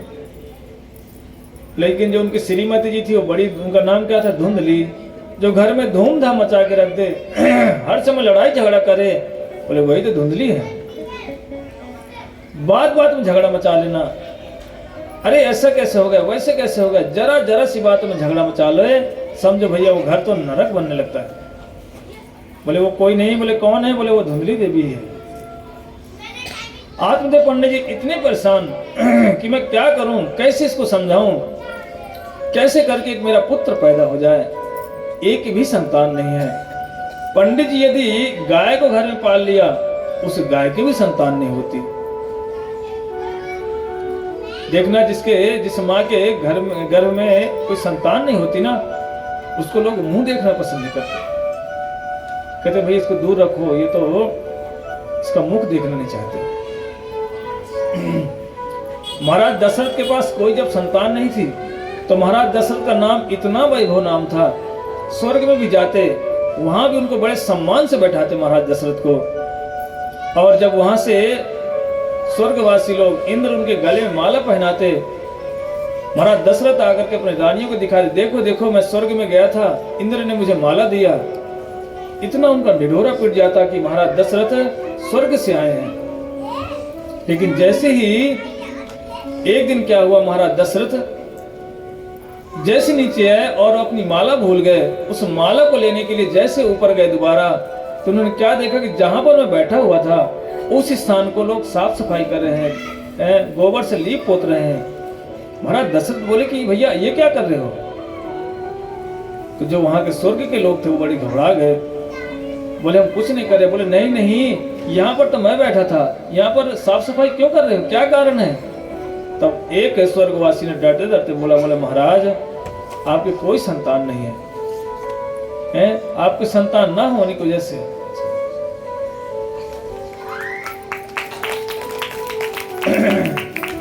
बोले आपके पास कोई संतान नहीं है, इसलिए यह स्थान क्या है, गंदा हो गया है। महाराज दशरथ बड़े पश्चाताप करने लगे कि मैं इतना अपवित्र हूं, यदि मेरे संतान नहीं, मैं जहां बैठूंगा उस स्थान को लोग लीपते पोतते हैं। बोले नहीं नहीं, इतनी सोच लो, निसंतान लोगों की अवस्था है। पर यदि कोई भगवान की कथाएं सुनता है, कहते हैं उसकी संतान भी हो जाती है। यदि किसी घर में संतान नहीं हो, वो संकल्प लेके बैठ करके भगवान की कथाओं को सुने 7 दिन तक, कहते हैं भगवान उसकी भी वांछाओं को पूर्ण कर देते हैं, सबकी इच्छाओं को पूर्ण करते हैं। घर में यदि भूत प्रेत हो, यदि पूर्वजों का कल्याण न हो रहा हो, उनको भी कथा सुनाओ, उनका भी कल्याण हो जाता है। इसलिए भागवतम को साधारण नहीं, स्वयं भगवान ही है। नारद जी और आत्मदेव पंडित जी इतने दुखी थे, उन्होंने विचार किया मैं क्या करूं, ये जीवन ही मेरा व्यर्थ है, क्योंकि घर में पुत्र नहीं, गाय पालता हूं तो उसके भी संतान नहीं, पेड़ लगाता हूं उससे फल नहीं निकलते, इससे अच्छा तो मैं मर ही जाऊं जाकर के। और वन में जाकर बड़े दुखी होकर बैठे हैं, रो रहे हैं बैठ करके। इतने में एक सन्यासी साधु आए, उन्होंने देखा कि कोई एक व्यक्ति जंगल में बैठ कर रो रहा है। उनको लगा कि भैया जरूर ये भगवान का भजन करते करते रो रहे होंगे। उन्होंने जाकर के पूछ लिया, बोले महाराज क्यों रो रहे हो? कितना पूछना मात्र था, वो तो और जोर जोर से रोने लगा। पंडित जी, सन्यासी ने पूछा क्यों रो रहे हो, क्या कारण है? लेकिन बड़ा दुखी होकर बोला प्रभु मेरे घर में कोई संतान नहीं है, लोग मुझे घृणा की दृष्टि से देखते हैं, लोग मुझे अपने पास बैठाना पसंद नहीं करते। यदि मैं सुबह सुबह निकल जाऊं तो लोग कहते नहीं नहीं भाई इसका मुख नहीं देखना, क्योंकि इसके घर में कोई संतान नहीं है। इतना, लेकिन मैं क्या करूं, इसलिए मैं दुखी हूं। सन्यासी ने बोला देखो, मुंच ज्ञानम प्रजा रूपम बलिष्ठा कर्मणो गतिम विवेका तु समसाध्या तेज संसार वासना। बोला हे ब्राह्मण, संसार की वासना को छोड़ो, विवेकी बनो, संसार में पुत्र पुत्र के चक्कर में मत पड़ो, भगवत भजन करो, उसमें ही आपका कल्याण है। लेकिन संतान यदि नहीं हो तो किसी का हृदय नहीं मान सकता, पर नहीं बाबा कुछ भी करके मुझे संतान दे दो। संसार में प्राय प्राय लोग कहते हैं भैया मेरे घर में धन नहीं है, हमको धन मिल जाए। कोई कहता हमारे घर में पुत्र नहीं है, पुत्र मिल जाए। कुछ लोग कहते हैं हमारे पुत्र की शादी नहीं हुई, उसकी शादी कब होगी। कुछ लोग कहते हैं हमारी लड़की बैठी है, उसकी कब विवाह होगा। संसार में लोग इसी दुख को दुख मानते हैं। पर हमारे श्रीमंत चैतन्य महाप्रभु से एक बार श्रीमंत चैतन्य महाप्रभु ने राय रामानंद से पूछा, बोले हे राय रामानंद, बोले दुख किसे कहते हैं। बोले दुखेर मत कौन दुख है गुरुतर, कृष्ण भक्त विरह देखी नहीं पर। बोले यदि दुखों में कोई सबसे बड़ा दुख है तो बोले हमें साधुओं का संग नहीं मिला, इससे बड़ा कोई दुख है ही नहीं संसार में। बोले साधु का यदि संग नहीं मिला, बोले सबसे बड़ा कोई दुख है तो यही है, हमें सत्संग नहीं मिला, हमें साधुओं का संग नहीं मिला। इससे बड़े में जगत में इससे बड़ा कोई और दुख हो ही नहीं सकता। पर हम लोग क्या करते हैं, पुत्र पुत्री, शादी विवाह, मान सम्मान, इसको हम सबसे बड़ा दुख समझते हैं। यह कोई बहुत बड़ा दुख नहीं है।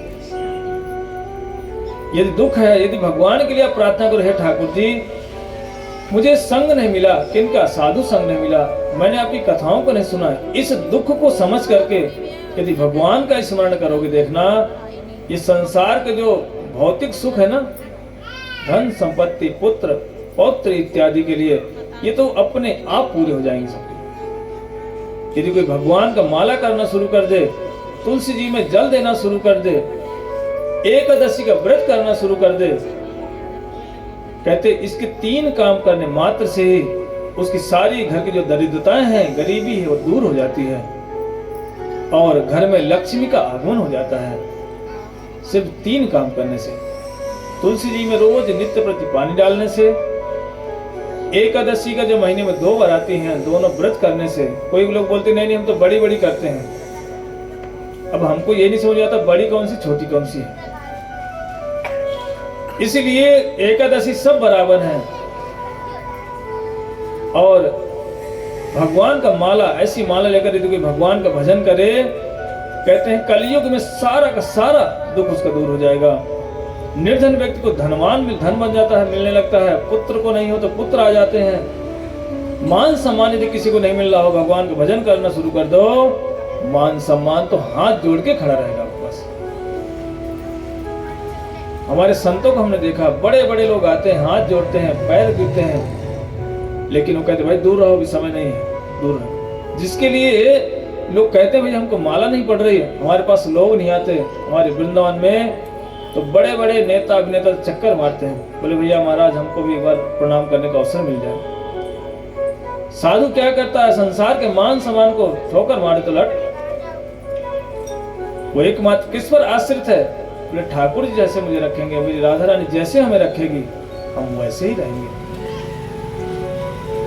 और संसार में लोग किस लिए भागते हैं कि हमको माला नहीं मिली, हमारा पड़ोसी सम्मान नहीं कर रहा।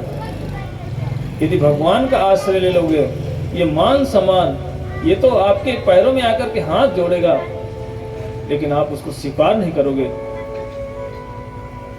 हमारे जड़ भरत जी थे, उनके पास बहुत सारी सिद्धियां आती थी, लेकिन राजा भरत क्या बोलते, बोले हमको सिद्धियां नहीं चाहिए। बोले क्यों, बोले सिद्धियों से हमें क्या लाभ है, हमें तो भगवान की सेवा चाहिए, ठाकुर जी का हमें तो संग प्राप्त हो जाता तो उनके हम सेवा कर सके, इसे कहते हैं। देख इसलिए बोले मुंच ज्ञानम प्रजा रूपम बलिष्ठा कर्मणो गतिम विवेका तू समस्या तेज संसार वासना। बोले ब्राह्मण बुद्धि खोल के रखो, ये पुत्र के चक्कर में मत पड़ो, भजन करो और भगवत धाम जाओ। लेकिन अब वासना यदि हृदय में जाग जाए पुत्र की तो कौन रोक सकता उसे। बोले नहीं नहीं ऋषि, हमको पैसे भी करके दे दो, हमको पुत्र चाहिए। ऋषि बोले भैया तुम्हारे तो संतान है ही नहीं। बोले नहीं नहीं ऋषि, आप जैसे करके दे बोलो। बोले हमको तो पुत्र दे दो। ऋषि बोले भैया तुम्हारे 7 जन्म अवधि पुत्र नहीं हो चाहे नहीं चाहे। बोले 7 जन्मों तक पुत्र नहीं होगा। अब जैसे इतना सुना आत्मदेव पंडित जी तो अपना सिर उसके चरणों में पटक दिए। बोले बाबा अब तो मैं मर ही जाऊंगा यहीं पर, अब नहीं जाऊंगा यहाँ से, क्योंकि जब 7 जन्मों तक पुत्र नहीं होगा मैं लौट करके अब घर में जाऊंगा, अब तो यहीं मरूंगा और आपके चरणों में ही मर जाऊंगा। कुछ भी करो मुझे पुत्र दो, पुत्र दो। साधु भी कोई साधारण नहीं थे, उन्होंने क्या किया, एक फल दे दिया। बोले जाओ इसको खिला देना, तुम्हारे पुत्र हो जाएगा।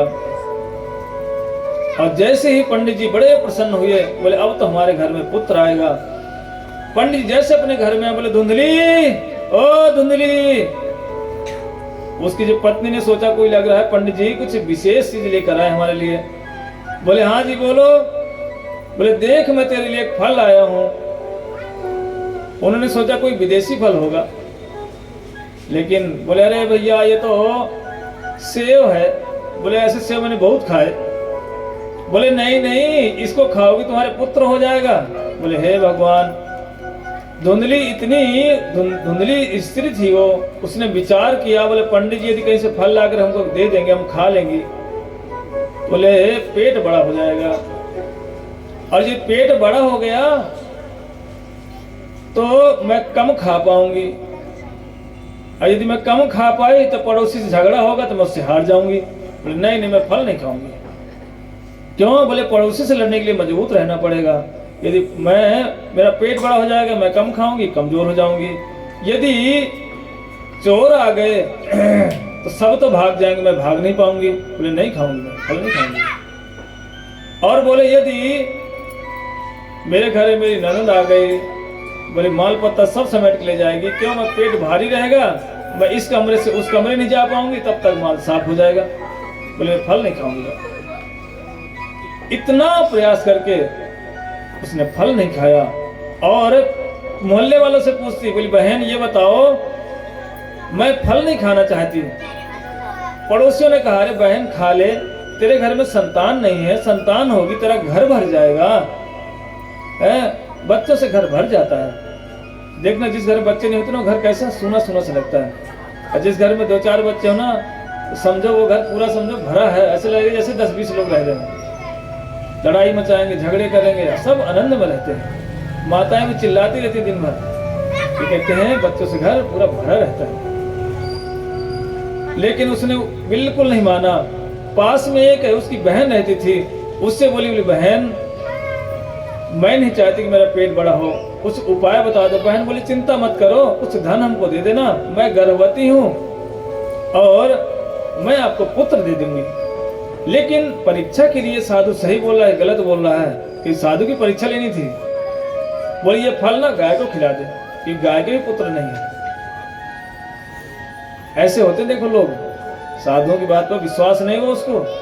बोली परीक्षा करते हैं बाबा का भी, देखते हैं बाबा ठीक ठाक बोला है, ऐसे हवा में बात कर रहा है।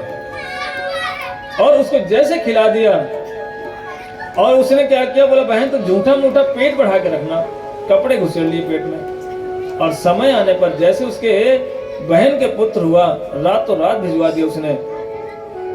और सुबह पंडित जी को शोर में जाकर बोले पंडित जी, बोले क्या हुआ? बोले हमारे पुत्र हो गया। अब तो घर में पंडित जी तुम्हारे खुशी के नाच पड़े। बूढ़े बाबा थे लेकिन बड़े उछल उछल के नाचते। एक व्यक्ति था, हम एक जगह कथा करने गए, उसके घर में कोई संतान नहीं होती थी, बड़ा सज्जन व्यक्ति था। तो काफी सालों बाद उसके पुत्री हुई, बहू के। वो इतना प्रसन्न हुआ, वो पूरे गांव में सबसे बता के आया।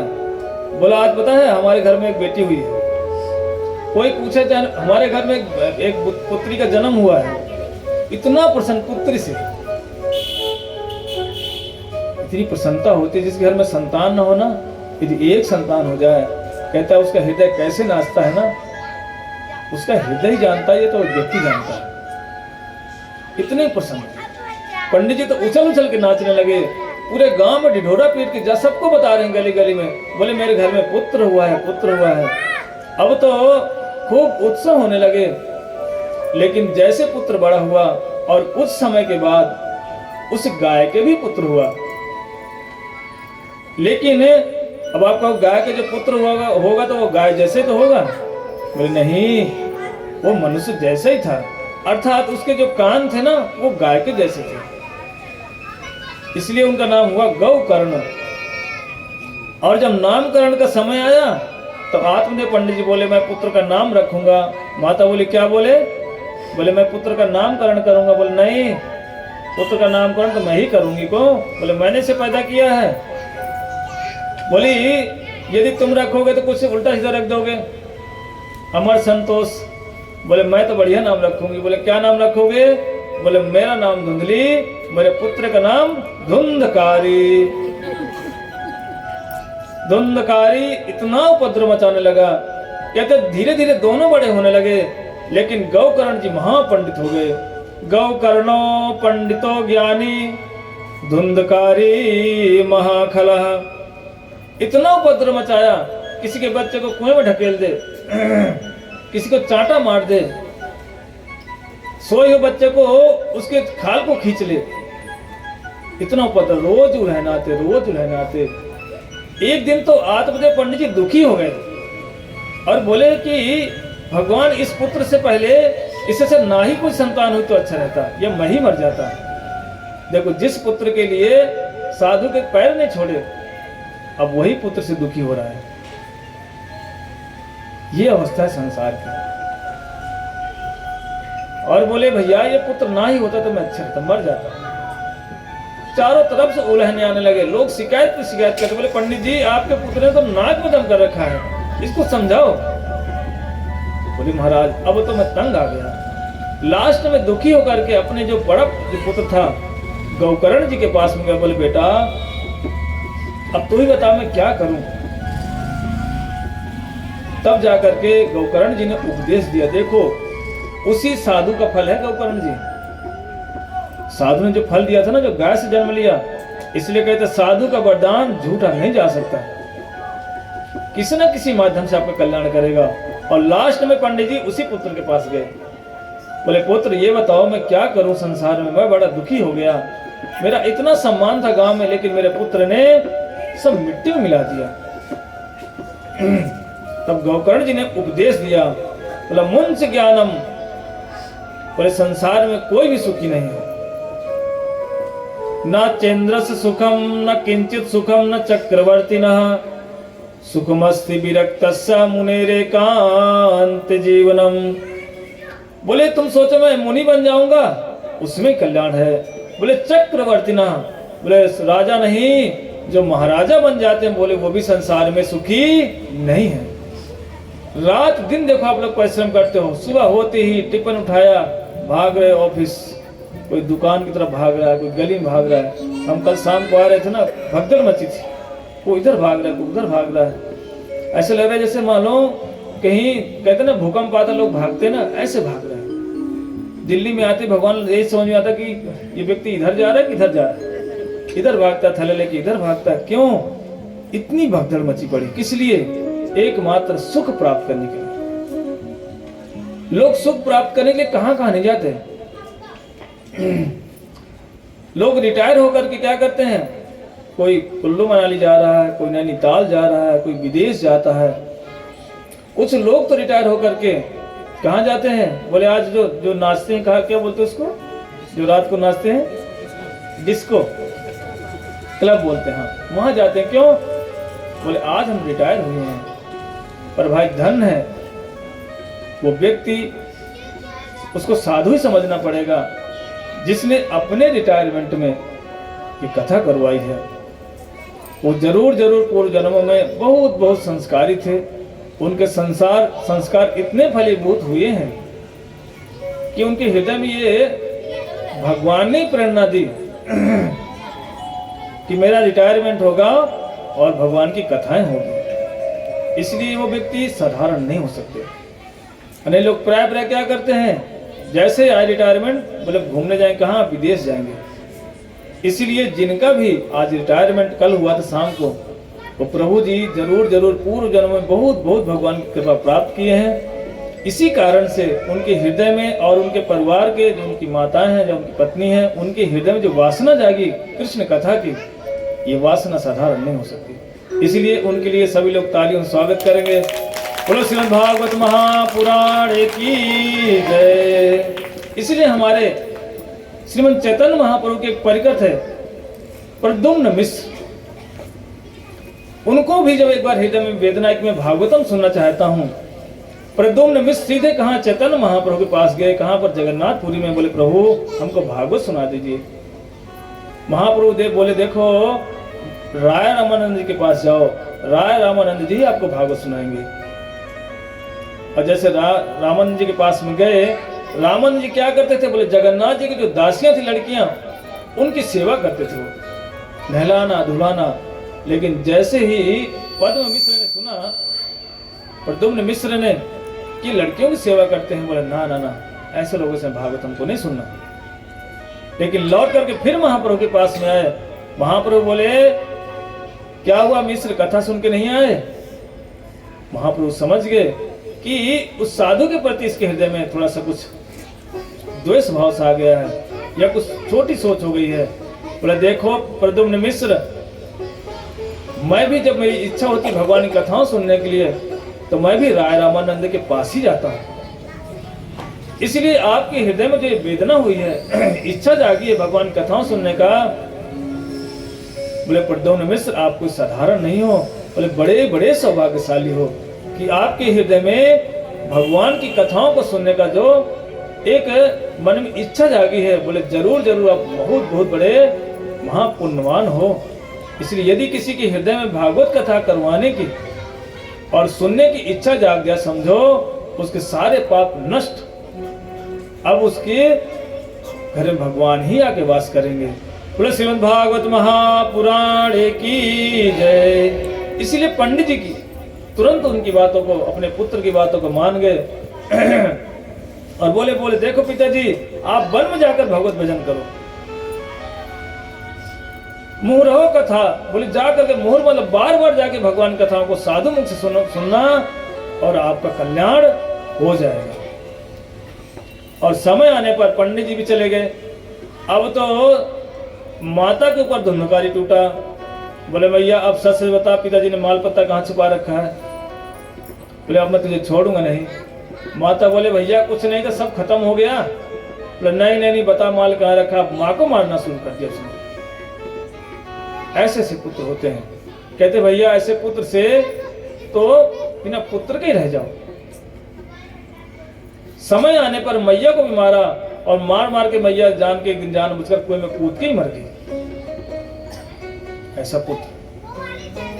कहते भजन करत बिटिया भली, भजन बिना नहीं पूत, सबरी तो बैकुंठ गई, अधुंधकारी बना भूत। पंडित जी का पुत्र था, ब्राह्मण पुत्र था, लेकिन उसमें ब्रह्मत्व नहीं था, इसलिए इतना उपद्रव मचा रहा है। गौकर्ण जी ने विचार किया कि जिस घर में कलह मच जाए, भक्ति नाम कोई चीज ना हो, उस घर के तो हाथ ही जोड़ लेना चाहिए, उस स्थान को तो त्याग देना चाहिए। और पंडित जी ने, आत्मदेव पंडित जी ने क्या किया, जब उनके जाने के बाद गौकर्ण जी भी हाथ जोड़ करके चले गए। कहते भैया उस घर में कभी नहीं रहना चाहिए। एक बार की कथा है, एक बंदर ने अपने सभी छोटे छोटे बंदरों से बोला देखो भाई ये स्थान रहना ठीक नहीं, यहाँ से हम कहीं और चलते हैं। तो सारे बंदरों ने पूछा, बोला ये बताओ हम यहाँ से क्यों जाएं? बोले देखो एक समय ऐसा आएगा कि यहाँ का जो राजा का रसोइया है ना, वो बड़ा गुस्से वाला है, और वो भेड़ जो होती ना, भेड़ उस रसोइये के पास बार बार जाती हैं। और एक समय ऐसा आएगा वो जो रसोइया है ना, लकड़ी फेंक कर मारेगा, जलती हुई लकड़ी किसके मारेगा? बोले भेड़ों को मारेगा। और भेड़ के शरीर में बाल बहुत होते हैं। बोले आग लग जाएगी भेड़ के शरीर में, और भेड़ कहाँ भाग के जाएगी? बोले राजा के जहाँ सारे घोड़े हैं ना वहाँ घुस जाएंगे, और घोड़ों की पीठ जल जाएगी। जब घोड़ों की पीठ जलेगी ना, तो घोड़ों की पीठ में बंदरों की चमड़ी लग जाती है। इसीलिए बोले बंदरों यहाँ से चलो। तो जो छोटे छोटे बंदर थे बोले लग रहा है ना ये हमारा जो बंदर, जो बूढ़ा बंदर है ना, इसका ये पूरा सठिया गया है। बोले कहाँ से कहाँ सोचता रहता है, भेड़ जाएगी, लकड़ी वाला मारेगा, रसोईया मारेगा, घोड़सवार में जाएगी। बोले क्या बोलता रहता है ये बूढ़ा आदमी। बोले इसकी बात नहीं मानना। लेकिन भाई बूढ़ा व्यक्ति यदि बोल रहा है ना, तो बात को विचार जरूर करना चाहिए। हम बूढ़े लोगों को ज्यादा अहमियत नहीं देते, सोचा रे ये बूढ़े लोग हैं क्या जाने, अब तो नया मॉडल नया जमाना आया है। लेकिन भैया समय आने पर ऐसा ही हुआ, जो बंदरों का राजा था वो तो वहां से भाग गया। उसे पता था कि समय आने पर ऐसा ही होगा, और कुछ समय के बाद ऐसा ही हुआ। एक दिन भेड़ ना उसके रसोइये के बार बार कमरे में घुसे। रसोइया लकड़ी से खाना बना रहा था, उसने लकड़ी उठाई, जलती लकड़ी भेड़ के फेंक के मारा। जैसे मारा, भेड़ के तो शरीर में इतने घने घने बाल होते हैं, उसमें तो आग लग गई। और आग लगते ही भेड़ भागी कहाँ? राजा के जहाँ घुड़सवार थे वहां भाग गई भेड़। और जैसे वहां गई ना, अब तो घोड़ों के पीठ में आग लग गई, क्योंकि घोड़ों के भी पीठ में बाल होते हैं, और सारे घोड़ों की पीठें जल गईं। अब राजा को जैसे खबर लगा, तुरंत वैद्य को बुलाया। बोले वैद्य ये बताओ, ये मेरे घोड़ों की पीठ कैसे ठीक होगी? बोले महाराज एक ही मात्र उपाय है, बंदरों की खाल को उखाड़ो और घोड़ों की पीठ पे लगा दो, बोले ठीक हो जाएंगे। राजा बोला बंदर तो बहुत है हमारे यहाँ, बोलो पकड़ो सबको। सारे बंदरों को पकड़ पकड़ उनकी खाल उधेड़ना शुरू किया वहां के सैनिकों ने, और घोड़ों की पीठ पे लगा दिया। अब तो बंदर सब मरे जा रहे थे, लेकिन जो बूढ़ा बंदर था उसको जैसे पता लगा, वो बड़ा दुखी हुआ। बोला मैंने बोला था इसको, लेकिन इन लोगों ने मेरी बात नहीं मानी। बोले बूढ़ा आदमी है, सठिया गया है, कुछ भी बोलता रहता है। इसलिए यदि कोई कलह वाला स्थान हो, जबकि बंदर ने कहा था ये स्थान कलह वाला है, ठीक नहीं, यहाँ से चलो, लेकिन किसी ने उनकी बात का विश्वास नहीं किया। इसलिए बूढ़े बात की जरूर हमें बूढ़े लोगों की बात को मानना ही चाहिए। एक बार की बात है, एक बारात जा रही थी तो लड़की वाले ने बोला भैया बारात में बाराती एक भी बूढ़ा व्यक्ति नहीं आएगा, सब जवान जवान आने चाहिए। अब लड़के को लड़की बड़ी पसंद थी। लड़का बोला देखो भाई कोई भी बूढ़ा आदमी बारात हमारे नहीं जाएगा, लेकिन जब बाबा बोला नहीं नहीं बेटा, बूढ़े लोगों को लेके जरूर जाओ बारातों में, शादी ब्याह में। बोला नहीं नहीं आपको जाने की कोई जरूरत नहीं, हम सब आते, हम सब कर लेंगे। लेकिन तो बूढ़ा बाबा बोला उनके घर में, बोले बेटा कोई बात नहीं, तो मुझे ऐसा कर गाड़ी की डिग्गी में डाल के ले चल। अगर तू मुझे ओपन नहीं ले के जाना चाहता तो गाड़ी की डिग्गी होती है, बोला वहां घुसेड़ ले मुझे। लेकिन नहीं माना पोता। वो सोचा चलो कोई बात, डिग्गी में घुसा रहेगा, बाबा घुसा रहेगा, अपने हमारी शादी तो हो जाएगी।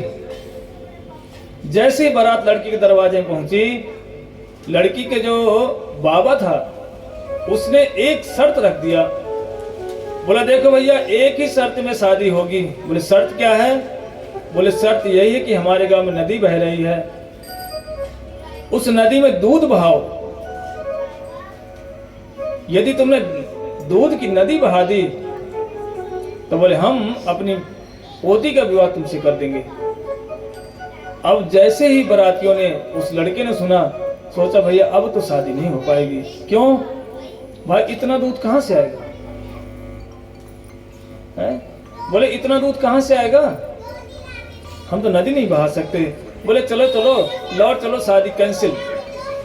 जैसे सब लोग लौटने लगे, इतने में पोते को याद आया कि बाबा हमारा डिग्गी में घुसा हुआ है। बोले भैया चलो शादी तो कैंसिल हो गई है, बाबा को निकालो, नहीं मरी जाएगा डिग्गी के अंदर।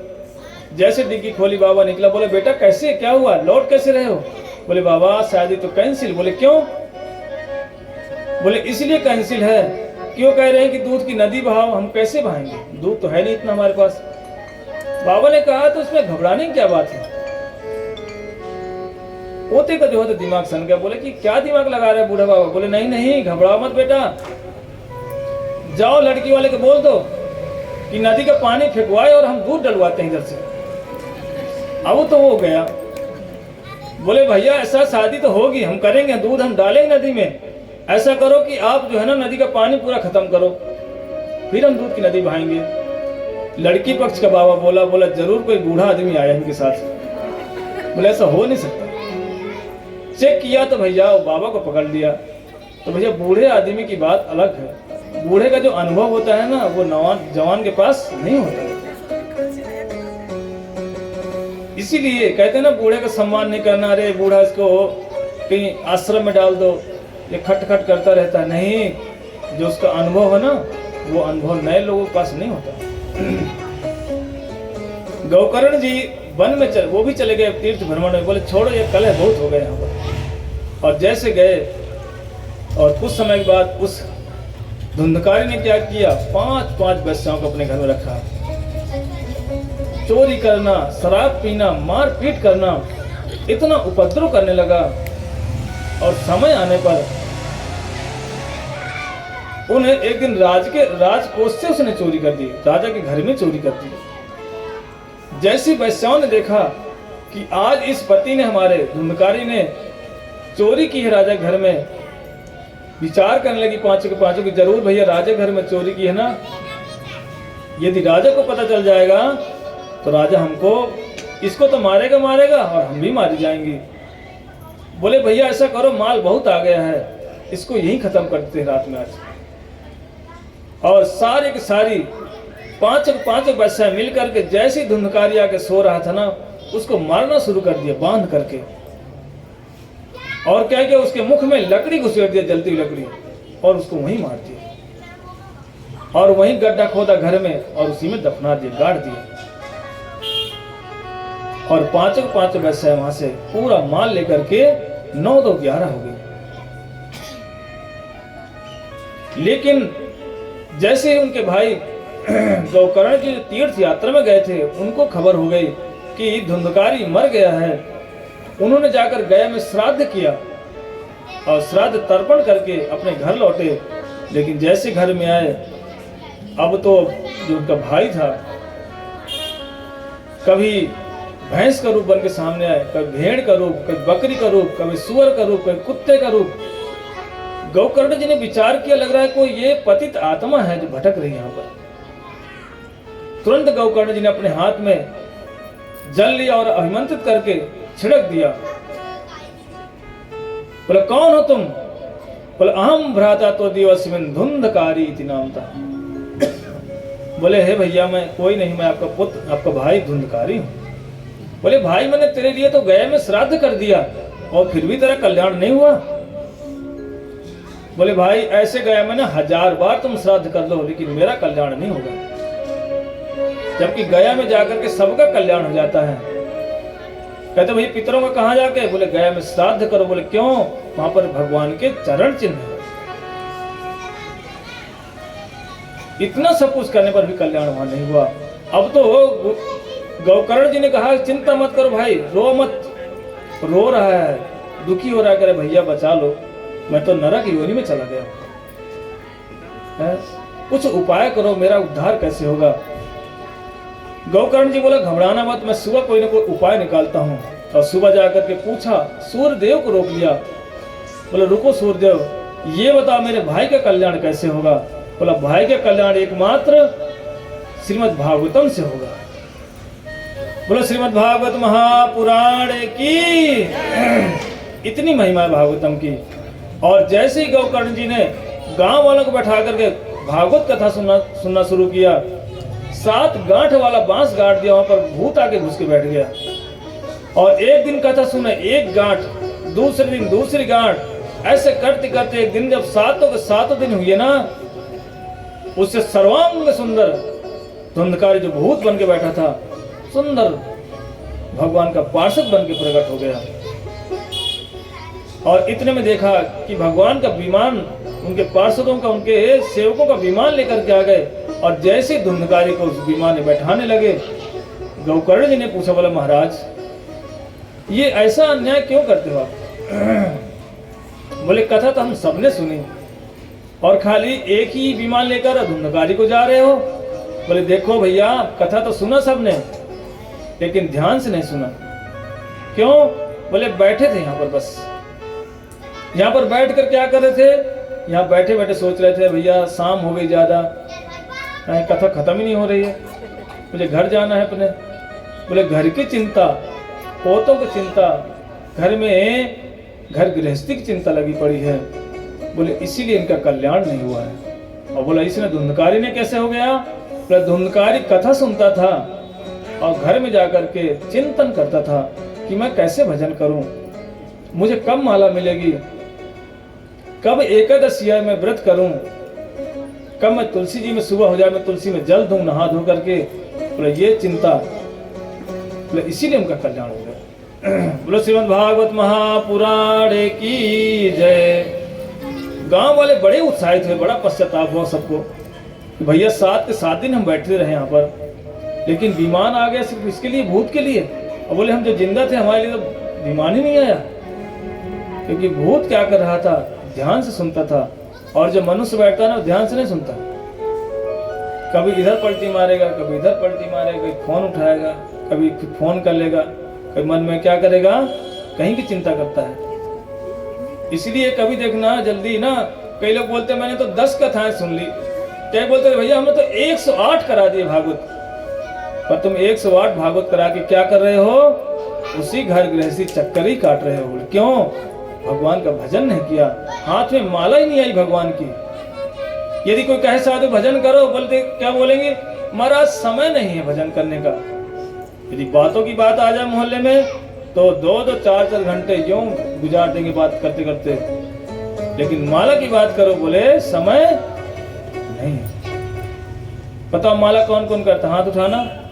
ऐसी माला कौन कौन करता है? बस 2-4 करते हैं। और जो लोग माला नहीं करते हाथ उठाना।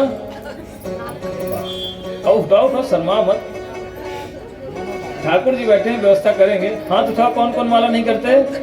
वाह भैया देखो इनकी संख्या देखो। क्या इसके पहले यहाँ की भागवत आप लोगों ने सुना नहीं? यही है, भागवत सुनने में अंतर तो है भाई।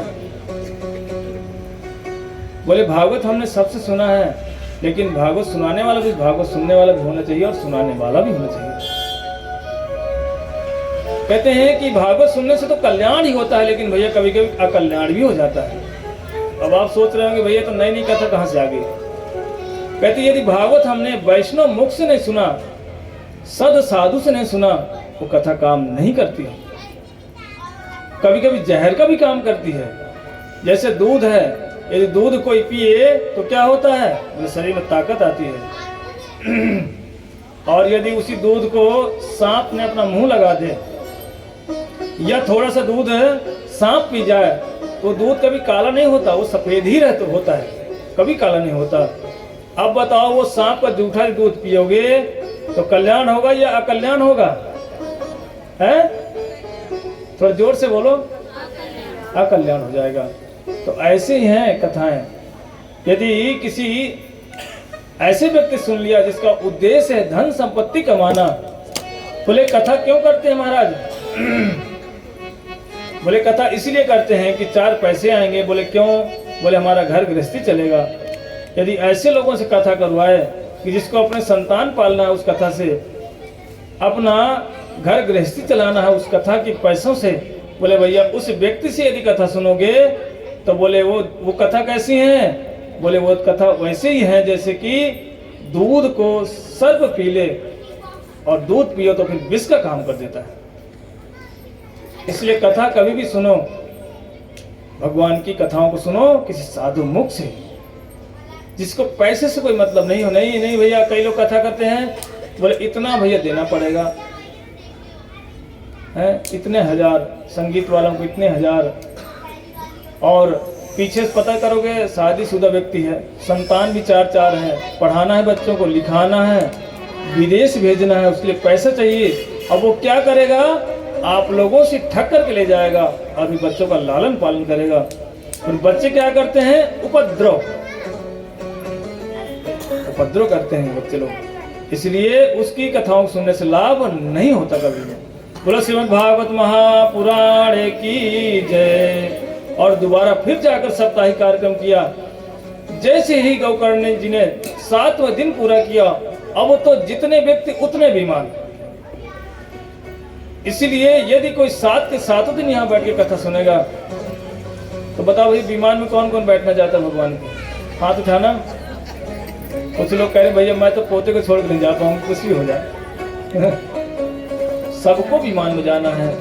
इसलिए यदि कोई कथाओं को ध्यान पूर्वक कोई सुनता है और भगवान की कथा में यदि कोई शोर मचा दे, बोले भैया चलो चलो चलो सब लोग चलो, भगवान की कथाएं हो रही हैं, कहते हैं उसके लिए तो विमान निश्चित और उसकी सीट भी रिजर्व। कहाँ पर? भगवान के धाम में। बोलो श्रीमद् भागवत महापुराण की जय। देखो भागवत सुनने का इतना लाभ है कि वहां जाकर गया में श्राद्ध किया लेकिन कल्याण नहीं हुआ। कभी कोई देखना आप लोगों के भी घर में ना, गया में लोग श्राद्ध करने जाते हैं लेकिन पितृ लोग भटकते हैं। कई बार उनकी सास किसी को दिखाई पड़ती, किसी की बहू दिखाई पड़ती, किसी की ननद दिखाई पड़ती, किसी का बेटा दिखाई पड़ता है, किसी का पोता दिखाई पड़ता है। ये क्यों दिखाई पड़ते हैं? बोले श्राद्ध में कर तो हम श्राद्ध है लेकिन कल्याण नहीं हुआ है। और भागवत सुनने मात्र से ही सब के सब भगवत धाम चले जाते हैं। बोलो श्रीमद् भागवत महापुराण की जय। इसीलिए कल से सब लोग समय पे आना, 2 बजे आना, और कल हम 5 बजे से पहले पहले कथा को विश्राम दे देंगे। यदि लेट आओगे तो फिर लेट विश्राम देंगे, फिर हमारी गलती नहीं है, फिर किसी गलती है? आप लोगों की। इसीलिए जितना जल्दी आओगे उतना जल्दी हम कथा को विश्राम देंगे। आज यहीं तक। बाकी कल की कथा में हम 6 प्रश्न, नारद व्यास संवाद, आगे कथा को ले जाएंगे ध्रुव चरित्र तक, और शिव जी का विवाह, अनेक उत्सव कल मनाए जाएंगे। इसलिए कल समय से आना और सब